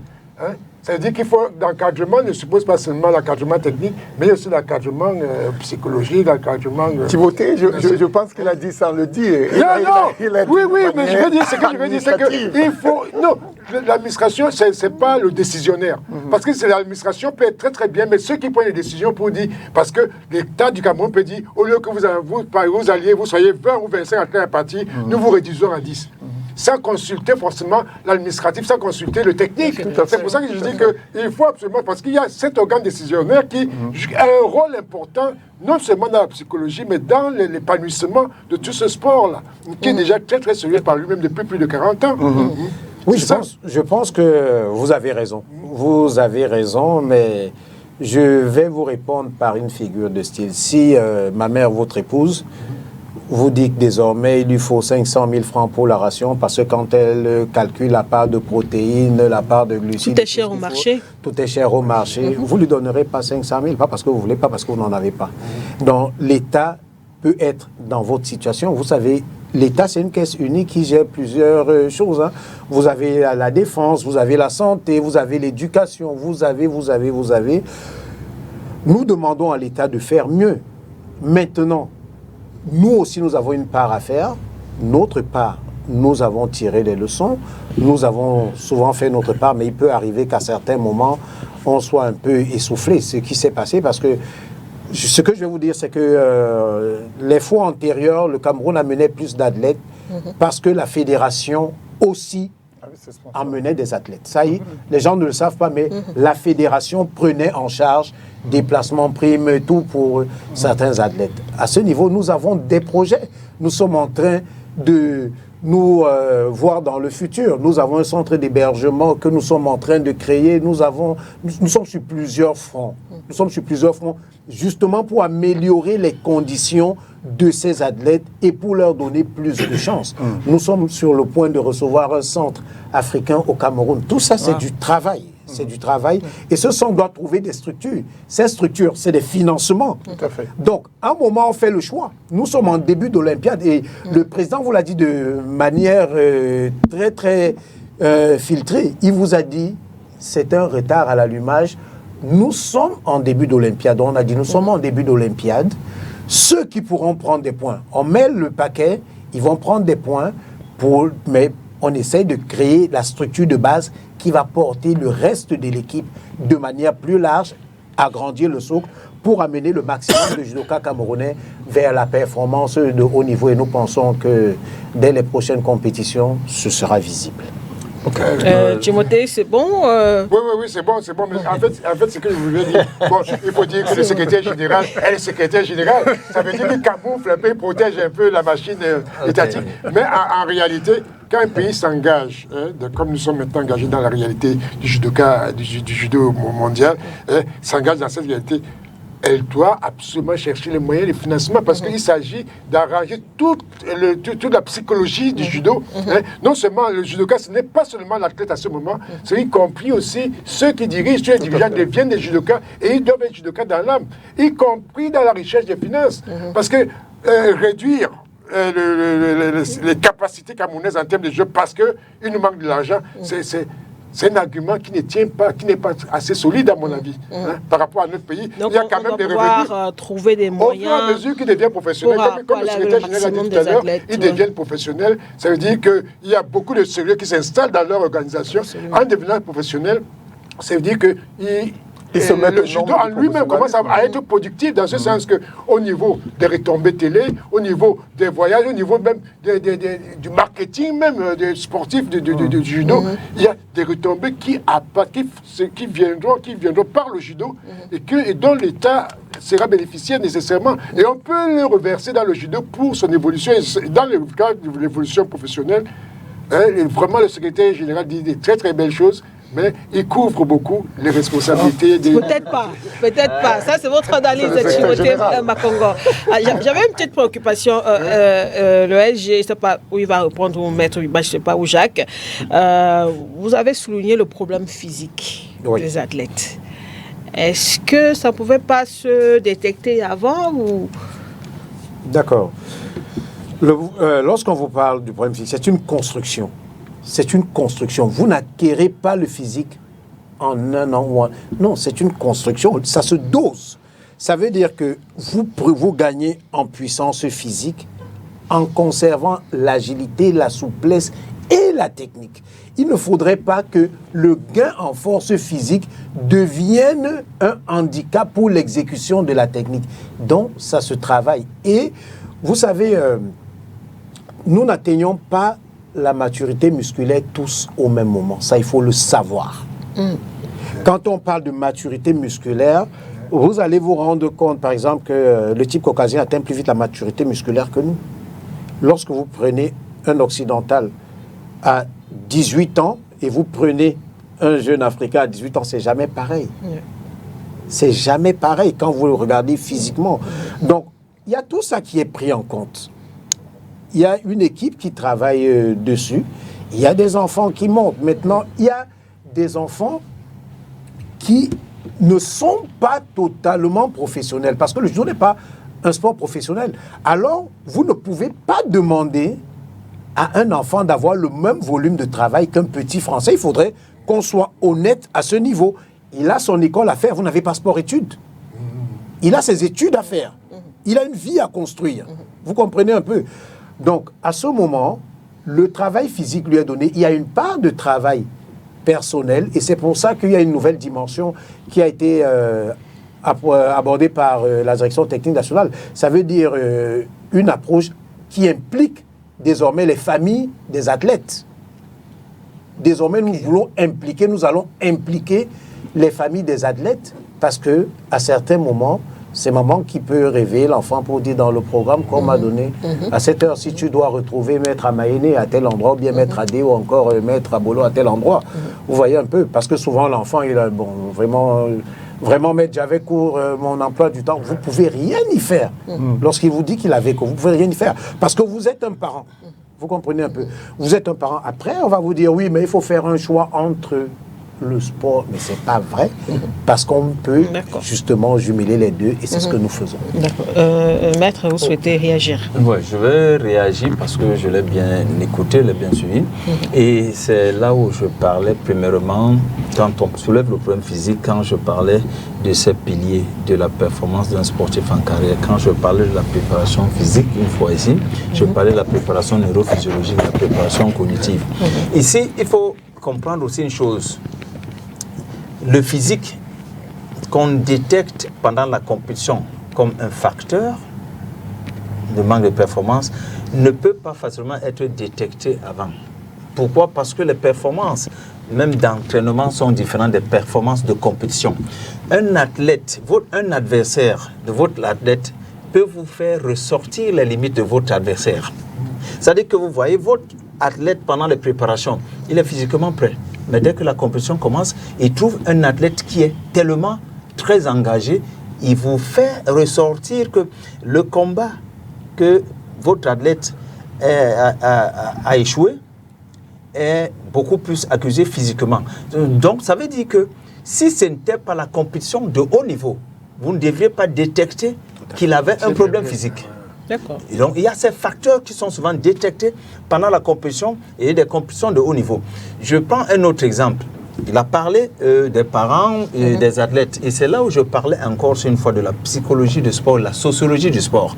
Parce que quand vous effectuez un entraînement mental sportif et de la prise en charge maintenant de ses performances sur le terrain, différent de cette sociologie qui demande en sorte qu'il y ait un équilibre entre la performance de l'athlète et le côté compréhensif, chaleur athlète-parent, affectif, pour qu'il retrouve maintenant cette sensation d'être présent, autant présent lors des séances d'entraînement et d'avoir une ouverture d'esprit, de liberté d'esprit, de pouvoir faire le judo. C'est une autre chose. Parce que l'enfant se concentre sur les études. C'est une bonne chose. Et là, séance d'entraînement. Comment faire le programme entre la fin des études, la liberté des parents, la compréhension des parents aussi, et maintenant les séances d'entraînement. Dans des disciplines comme le judo, c'est une discipline de contact. Ça veut dire que le physique dont vous avez soulevé peut être provoqué même par le cardio. Ça veut dire que la discipline, parce qu'il y a des disciplines à distance, comme le karaté, vous pouvez faire des déplacements à distance, vous pouvez être dans la distance de sécurité, la distance de combat, la distance du gouffre, avec une petite récupération des déplacements et des contres. Mais avec le judo, une discipline de contact, ça doit vous être bousculé constamment pour que votre cardio soit étouffé, pour que votre physique soit étouffé. Et du moment où vous êtes en train de conserver votre cardio et votre physique, l'énergie cinétique même n'existe plus. Votre adversaire vous plaque une technique et ça va. Et l'œil du technicien, on constate que c'est parce que vous avez été dandiné à maintes reprises, on a plaqué la technique, vous étiez distraite et que c'est le moment où vous avez manqué d'être présent physiquement que la technique s'est imposée. Donc toutes ces études, comme il a dit, c'est après des compétitions qu'on essaie de noter tout cela pour pouvoir maintenant entrer dans des séances d'entraînement. Mais pour terminer, qu'est-ce qui se passe? C'est que pendant ce genre de compétition, il a soulevé une remarque par rapport à Céline Baba Matia qui était en train de pleurer. Ça veut dire que l'athlète d'abord se mire, se justifie, avant que le technicien vienne lui dire voici tes fautes. Et là, l'athlète évolue très vite, ça je vous le dis, parce que quand vous avez constaté que je reconnais mon erreur ici et là, le technicien vient aussi vous faire savoir que voici. Quand il se remet au travail, ça se répercute très vite. Et c'est pour cela qu'il a dit nous n'avons pas atteint nos objectifs à 100%, ils auront de la chance et vont se relancer parce que les athlètes se sont confessés et les techniciens, par rapport à un discours psychologique pour remonter l'athlète dans son équilibre, ça va donner dans l'avenir. Je voudrais, merci déjà pour cette brillante explication, mais j'ai un souci au niveau de la strate dans laquelle on est pour parler. Parce qu'ici, il s'agit des judokas. Déjà, votre passé pèse sur vos épaules. Je vais vous dire ça, vous devez supporter ce poids-là et faire mieux. Donc, vous ne pouvez pas nous ramener au début du judo camerounais. Vous avez une histoire à tenir, vous avez un palmarès à tenir. Dommage et désolé pour vous. Donc, nous sommes exigeants en tant que Camerounais à vouloir plus parce que vous nous avez habitués à plus. Et maintenant, pour revenir au niveau de la technique, il faut le dire, l'équipe nationale, c'est le creuset des champions. Oui. C'est le creuset de la performance et de la haute performance. Parce qu'il y a beaucoup de strates avant d'arriver à être sélectionné en équipe nationale. Ça veut dire que les athlètes, tout à l'heure, il est secrétaire général, il est maître sûrement, donc il a formé des gamins à 3 ans. Il a pris des gamins à 3 ans qui sont dans une évolution constante. Jusqu'à atteindre à un certain moment, il passe, écoutez bien, parce que c'est bien éclairé quand il parlait, c'est-à-dire qu'il passe par les juniors. Il passe pas, c'est pas des nouveaux du judo. Techniquement, ce sont des enfants qui apprennent tous les jours, du moins le temps de l'entraînement, le judo. Ils parlent le judo, ils vivent le judo. Donc, ils passent par des compétitions à un certain niveau. Ça veut dire qu'il y a des dimensions psychologiques qui sont déjà en train d'acquérir et maintenant ils vont les polir pour devenir de très grands champions demain. Et à propos de l'évaluation de la force physique, mais je parlais tout à l'heure des sparring partners. C'est-à-dire qu'on n'arrive pas à la compétition internationale avant de juger si on va voir si on est bon physiquement. Non, il y a le choix des sparring partners, des combats amicaux contre des nations pour tester. Et ça, les combats amicaux, souvent, on prend même des adversaires qu'on rencontre dans des finales en championnat du monde, en championnat d'Afrique. Donc, ça va dépendre des exigences ou bien des doléances qu'on va soumettre à la tutelle, qui est quand même le garant du sport camerounais, que ce soit au niveau de la nation, à l'intérieur qu'à l'international. Ça, c'est d'un. De deux, le travail dont il a parlé, beaucoup de fédérations devraient travailler là-dessus pour avoir eux-mêmes leurs propres ressources. C'est-à-dire que pour séduire, le grand frère Timothée le disait, séduire les partenaires, le climat est morose, on le sait tous, parce que nous sommes tous à la chasse des partenaires, c'est pas évident. Mais il faut lutter toujours pour acquérir cela et se dire que la haute performance a ses exigences, nous le savons tous sur ce plateau, on l'a très bien expliqué. Il ne faudrait pas qu'on prenne des cache-sexes, travaillons dur et acceptons les limites et allons vers la performance. Juste une réponse, un élément de réponse. C'est pas un ping-pong, mais vous êtes sportif de haut niveau. Vous savez qu'il y a une notion de cycle. Oui, tout à fait. Donc, quand vous le dites, vous semblez ne pas tenir en compte que ça tourne. Quand vous prenez un pays comme l'Algérie, qui a toujours été premier, qui se retrouve 8e, vous pensez que l'Algérie ne travaille pas? Donc, c'est pour vous dire que au niveau des cycles, ça tourne. Et les débuts d'Olympiade, sous tous les cieux, c'est pareil. Les grosses machines se mettent en place tout doucement. Maintenant, vous savez, ce que vous demandez aux cadets sur le tapis, si vous vous projetez vraiment avec ce cadet pour qu'il soit un champion chez les seniors, c'est pas ce que vous demandez aux seniors. Tout à fait. Donc, quand vous dites que ce n'est pas des novices, non, on est novice à chaque niveau de la compétition quand on arrive. Parce que l'esprit que vous avez chez le senior, quand on vous pose un bras dessus, ce n'est pas le même bras qu'on vous pose chez les cadets. Vous voyez un peu. Et vous avez un cadet qui se retrouve donc face à des seniors aguerris. C'est un cadet qui entre dans la compétition chez les seniors. Vous n'êtes pas en train d'évaluer le cadet avec les cadets, vous évaluez le cadet avec... Donc, si je vous comprends, SG, l'équipe est en construction. L'équipe, on ne va pas dire que l'équipe est en construction, c'est un thème que nous n'aimons pas. Nous avons des éléments que nous sommes en train d'injecter. Et c'est pour ça que nous avons dit, le haut niveau, ça prend au haut niveau. Elle a assisté à la séance d'autocritique. C'était pas très facile. C'était pas très facile. On n'est pas là pour leur passer la pommade dans le sens du poil. Non, c'est pas vrai. Donc, et combien d'athlètes, pour être sûr qu'on se comprenne, combien d'athlètes sur les 10 avec déjà cette capacité tutoyer déjà ce haut niveau?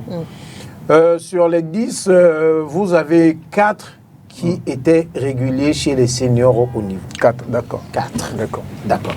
Donc, vous comprenez donc aisément que ce sont des enfants qui montent.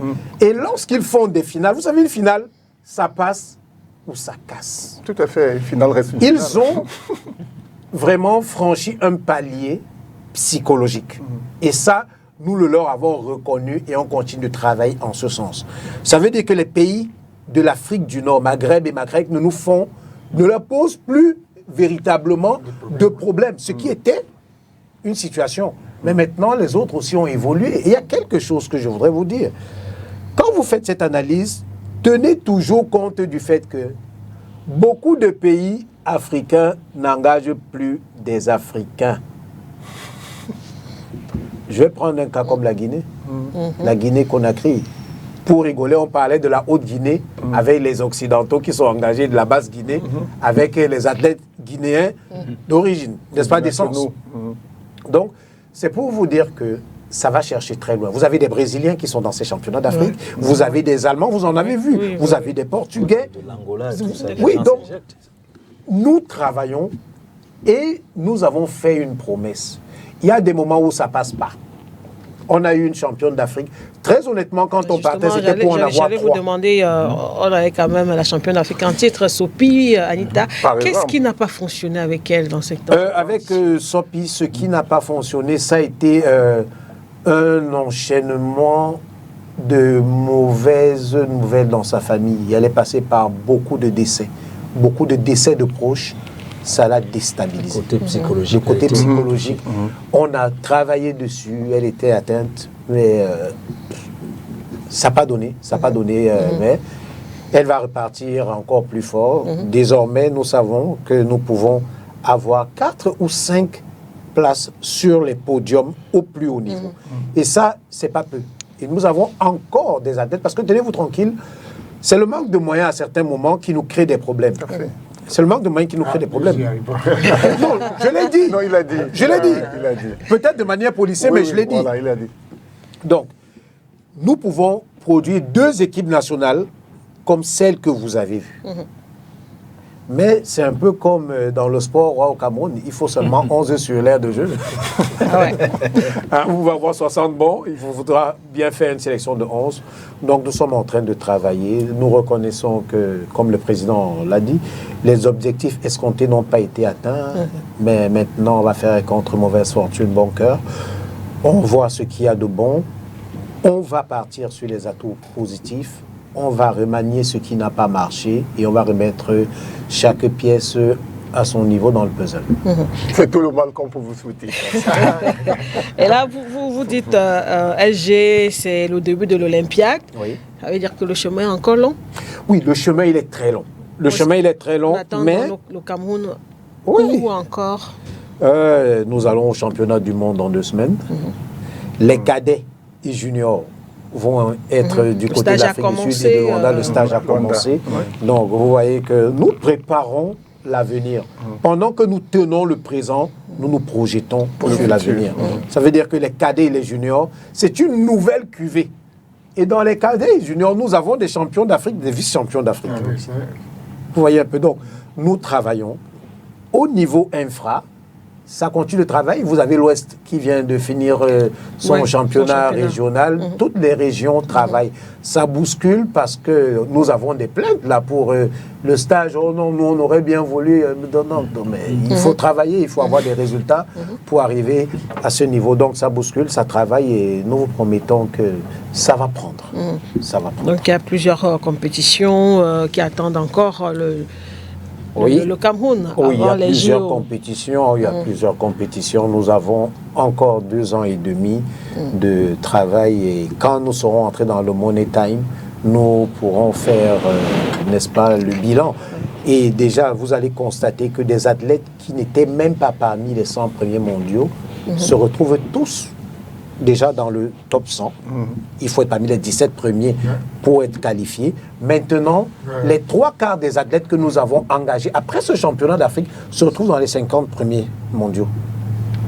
Et nous allons à d'autres compétitions. Nous allons continuer de travailler et nous continuons de dire aux Camerounais, ayez confiance, ce sont vos enfants, nous sommes vos frères, nous sommes vos enfants, nous allons pousser plus loin et comme le dit l'hymne national, un beau jour, enfin, nous serons là. Alors, peut-être Maître Biba, dans cette compétition, on a quand même vu que les médailles décrochées étaient uniquement par les femmes. Mais c'est une innovation, et puis c'est un encouragement du côté du sexe féminin.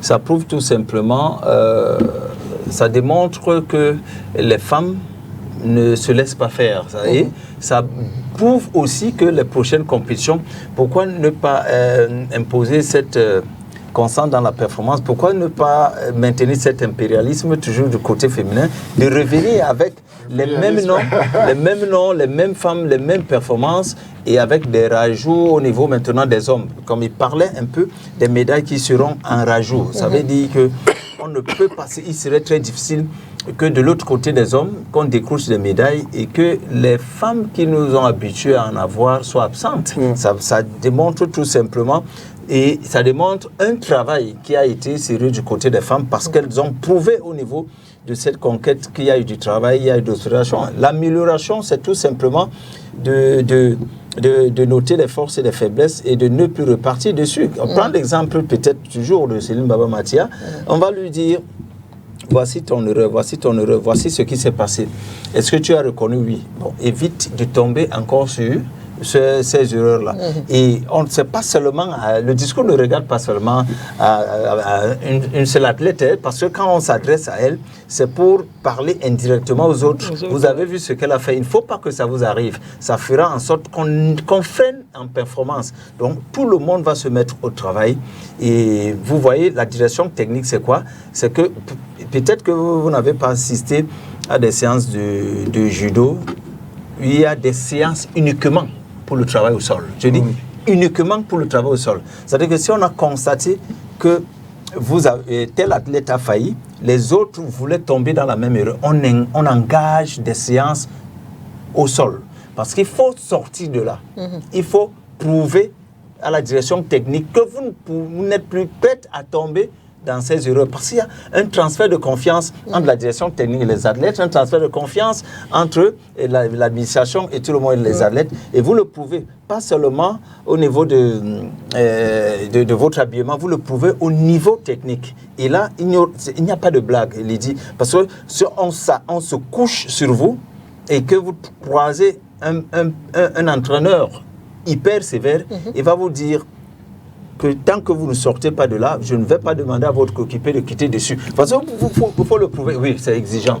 Il y a des séances comme ça, on ne s'amuse pas. Parce que si on fait ça, légèrement, des séances d'entraînement, à chaque fois que vous n'arrivez pas à sortir, on me demande de se lever, on vous laisse. On est en train de vous tuer. Non, en compétition, c'est pas le cas. Non, mais on est en train de vous tuer parce que c'est comme si on est en train de vous démontrer que vous pouvez négliger ce pan-là. Mais non, on est tellement exigeant. Et je vous dis, le judo, comme Jacques le disait, c'est une discipline qui nous a démontré que les athlètes sont capables toujours de nous faire sourire au niveau de leur performance.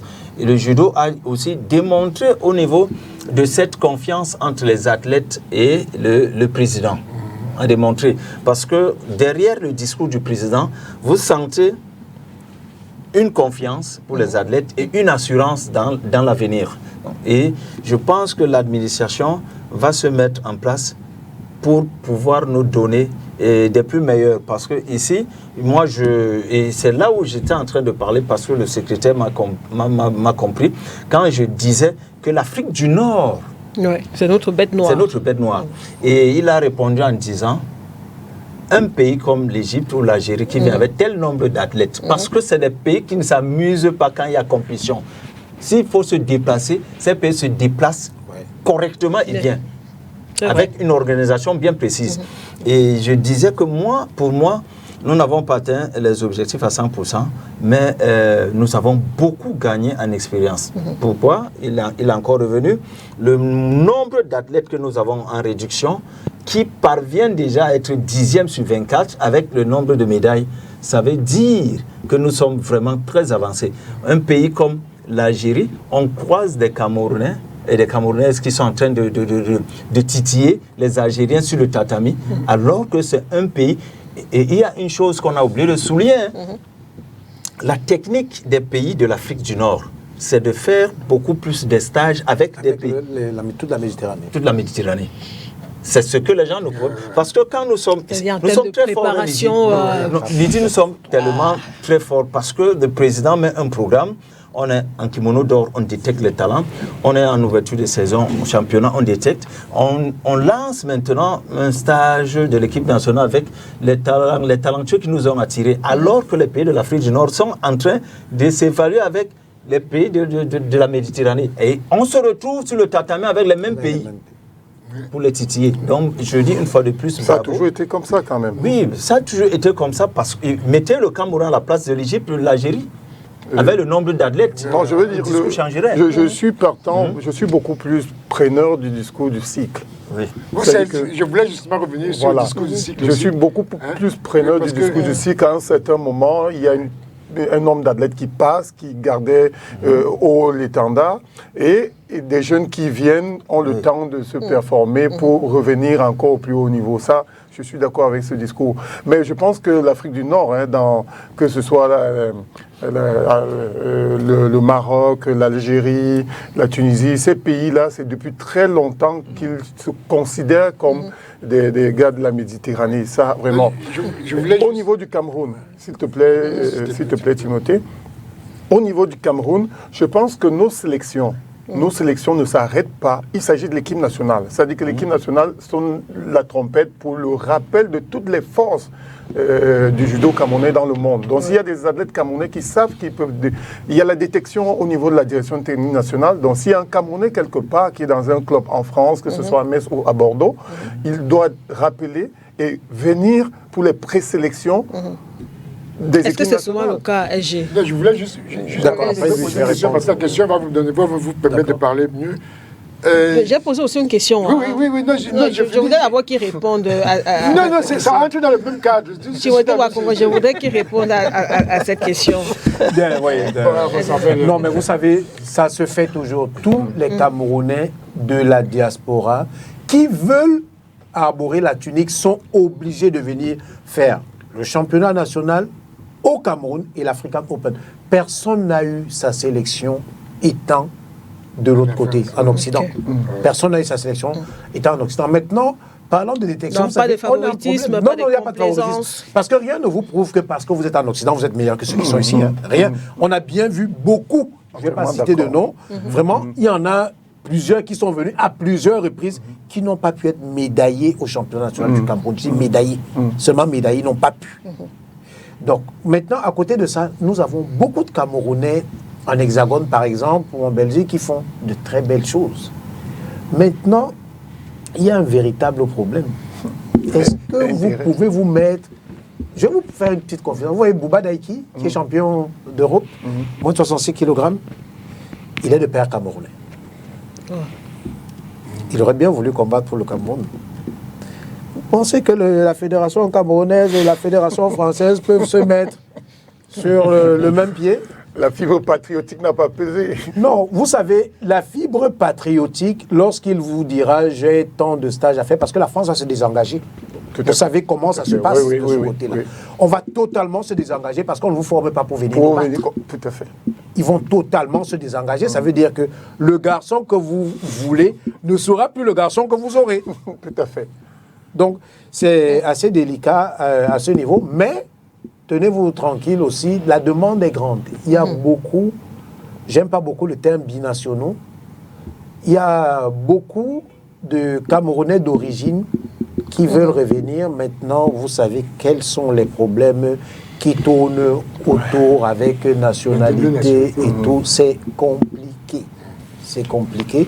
Peut-être que la séance de travail qui est prévue avec le ministère des Sports pourra nous aider dans ce sens. On a une séance avec le ministère des Sports et le Comité national olympique et sportif du Cameroun. Nous sommes en train de chercher des solutions dans ce sens. Je pourrais poser ma question. Allez-y. Non, c'est pas notre question pour le SG. C'est dans le cas, je reviens pour Cameroun. Je reviens dans le cas du Cameroun. C'est SG et puis Maître. Je reviens au niveau du Cameroun. Parce que je constate, par exemple, dans une ville comme Douala, il y a beaucoup de parents qui inscrivent leurs enfants, des enfants de entre 6 et 12 ans dans des petits clubs de judo. Est-ce que vous contrôlez un peu tous ces instituts qui existent un peu partout à Douala déjà? Je suppose que c'est partout, pareil au Cameroun. Et de deux, au niveau de la direction technique nationale, est-ce qu'ils ont tous été des pratiquants? Est-ce que c'est des experts qui se sont performés mieux que certains maîtres qui sont installés dans les provinces, dans les villes? Est-ce que c'est forcément la sélection des véritables penseurs? On est pratiquement en fin d'émission, Timothée. Je vais vous répondre en 20 secondes. Bonne question. La première chose, c'est que vous ne pouvez pas faire le sport sans les lois. La loi consacre que la pratique du sport est libre. Donc, tous les clubs ne sont pas obligés d'être affiliés à la Fédération camerounaise de judo. Ça, c'est la première chose. Maintenant, ce qu'il faudrait savoir, c'est que dans notre répertoire, nous avons tous les clubs dans notre répertoire et nous avons d'un côté les clubs non affiliés, d'un autre côté les clubs affiliés et au milieu, les clubs qui sont en transition. Vous voyez un peu, parce qu'il y a des clubs qui veulent s'affilier, bon, mais les conditions ne leur permettent pas, donc ils sont en transition, on travaille avec eux. Maintenant, vous avez demandé, pour ce qui est de la direction technique nationale, je vais vous répondre en 10 secondes. Adolphe Roland Zoa est instructeur de la Fédération internationale de judo. Il est ceinture noire 6e dan de judo. Madame Kouamon, Jeanne Solange, plusieurs fois médaillée africaine, c'est une de vos congénères. Elle est ceinture noire 6e dan de judo. Maître Makanda Yenge Janvier, il est ceinture noire 6e dan de judo. Donc, il n'y a que des pratiquants de haut niveau à ce niveau. Mais, il faut faire attention. Il n'y a pas que les judokas qui ont de la place au niveau de la direction technique nationale. Nous avons des médecins, nous avons des mathématiciens, nous avons 2 psychologues. Tout à fait. Donc, nous avons besoin de tout le monde. Et il y a une troisième frange qui est entrée, il y a 2 sociologues que nous sommes en train de vouloir intégrer parce que il y a une certaine approche sociologique dont il faudrait...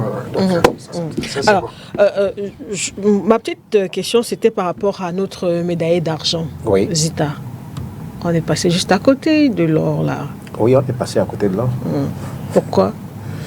Qu'est-ce qui n'a pas fonctionné dans son combat?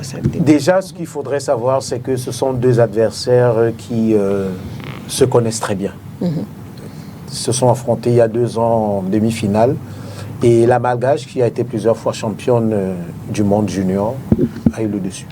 Elle est entraînée par son père japonais et tout. Donc, ceci n'explique pas cela. Maintenant, ce qui n'a pas marché au niveau de Zita, je crois qu'il y a eu une seconde d'inattention et psychologiquement, elle a flanché. Elle a flanché parce qu'en début de combat, il y a eu une action qui aurait dû lui donner Ippon. Elle aurait dû marquer Ippon sur une action, mais malgré... bon, on ne va pas revenir dessus, nous on n'a pas cette culture-là. On ne peut pas contester, on ne peut pas revendiquer. Vous savez, on peut tout faire, mais le règlement en judo est clair. Vous revendiquez après. Oui, mais c'est la loi des arts martiaux, parce que si vous êtes mort, les morts ne revendiquent pas. Vous comprenez un peu. Donc c'est ça les arts martiaux. Donc, et nous ne sommes pas dans cette logique-là. Notre fille n'a pas été médaillée d'or parce qu'elle n'a pas donné tout ce qu'il fallait pour être médaillée d'or. La prochaine fois, elle devra donner bien plus pour être médaillée d'or et ne pas donner d'arguments pour se faire prendre. Donc quand on est le meilleur, on doit le prouver et on ne doit pas gagner sur le fil. C'est pour cela qu'après le combat, quelles que soient les critiques que tu peux avoir, dès qu'on arrête le combat, tu salues ton adversaire, tu quittes ta table parce que c'est arrêté. C'est arrêté, c'est terminé. C'est terminé. Le fair play. C'est pas pendant qu'on a déjà arrêté. Sauf qu'après, il y a quelqu'un qui est pénalisé aussi. Vous pensez que si vous revendiquez, qu'est-ce qu'on fait? On recommence le combat, on ramène les allées, on dit reprenez le combat 0. Il y a quand même les vidéos, il faut peut-être voir. C'est ce que le SCA dit. Le SCA dit ceci. Il peut y avoir ces couacs, mais pour faire évoluer l'athlète, il ne faut pas lui mettre dans la tête que c'est parce qu'on ramène l'athlète au travail. C'est tout. C'est tout. Oui, Jacques. Oui, je disais juste que les revendications, le sport, c'est d'abord le fair play. Les erreurs font partie de la vie, les erreurs font partie du sport, les erreurs font partie du jeu. Donc, à un certain moment, on peut perdre la vigilance sur un point et le faire de bonne foi. C'est pas que c'est arrangé derrière et autres, non. Ça peut arriver qu'un juge n'ait pas vu ou qu'on perde le point par un juge qui était mal placé, son orientation ne lui a pas donné la vision nécessaire. Il y a la vidéo. Ça peut arriver. Non, ça c'est après. Il l'a dit, hein, le judo a ses règles, les réclamations, c'est après. Mais même les réclamations, il y a des manières pour les dresser. Hein. Ce n'est pas que vous venez réclamer la médaille à porter. Non, non, vous dites, sur cette erreur, nous aurons pu, et nous demandons à l'avenir d'être plus vigilants, machin et tout. Et des arbitres sont sanctionnés. C'est-à-dire, la médaille peut ne pas revenir, mais les juges sont sanctionnés, ils sont rétrogradés par rapport à leurs erreurs qui, normalement, ne devraient pas l'être. Mais l'athlète, pour progresser, doit accepter qu'il peut arriver que je mérite sur un point, mais pour gagner, il faut avoir plusieurs points comme ceux-là pour être la championne. Et c'est pour cela que le président de la Fédération, Maître Alain Christian Kingué, disait que le rôle même de l'Union africaine de judo, c'est de promouvoir le judo dans toute l'Afrique et de faire aussi le niveau de compétitivité des athlètes africains pour titiller les autres. Donc ça englobe tout, ça englobe tout. Ça veut dire qu'au niveau des arbitres, il faut une certaine professionnalisation en termes de formation.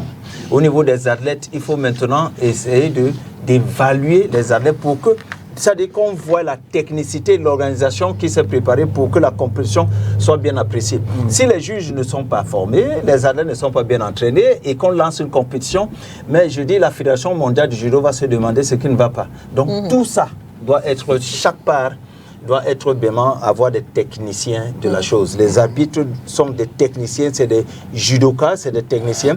Dès que l'arbitre passe de l'autre côté, il sait comment faire pour détecter un peu le déplacement de l'athlète. Pareil pour les judokas.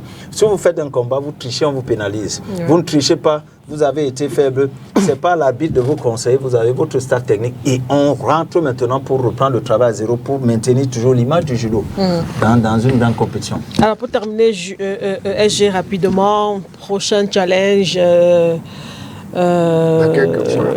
les championnats du monde. Comment est-ce que l'équipe se prépare? L'équipe se prépare sereinement. Les athlètes ont été convoqués. Vous avez vu, avant la convocation, ils ont été avertis du fait qu'ils seraient convoqués et on leur a dit pourquoi ils sont convoqués. Parce qu'il ne faut pas simplement convoquer un athlète. Il faut lui dire pourquoi il sera convoqué. La convocation ne devrait pas être une surprise. Ce n'est pas une surprise, donc ils savent pourquoi ils sont convoqués. Quand vous dites qu'ils savent pourquoi ils sont convoqués, j'aimerais bien comprendre. Je vais vous dire, lorsqu'on vous convoque, si c'est l'administration qui fixe les objectifs sans vous, vous êtes perdu.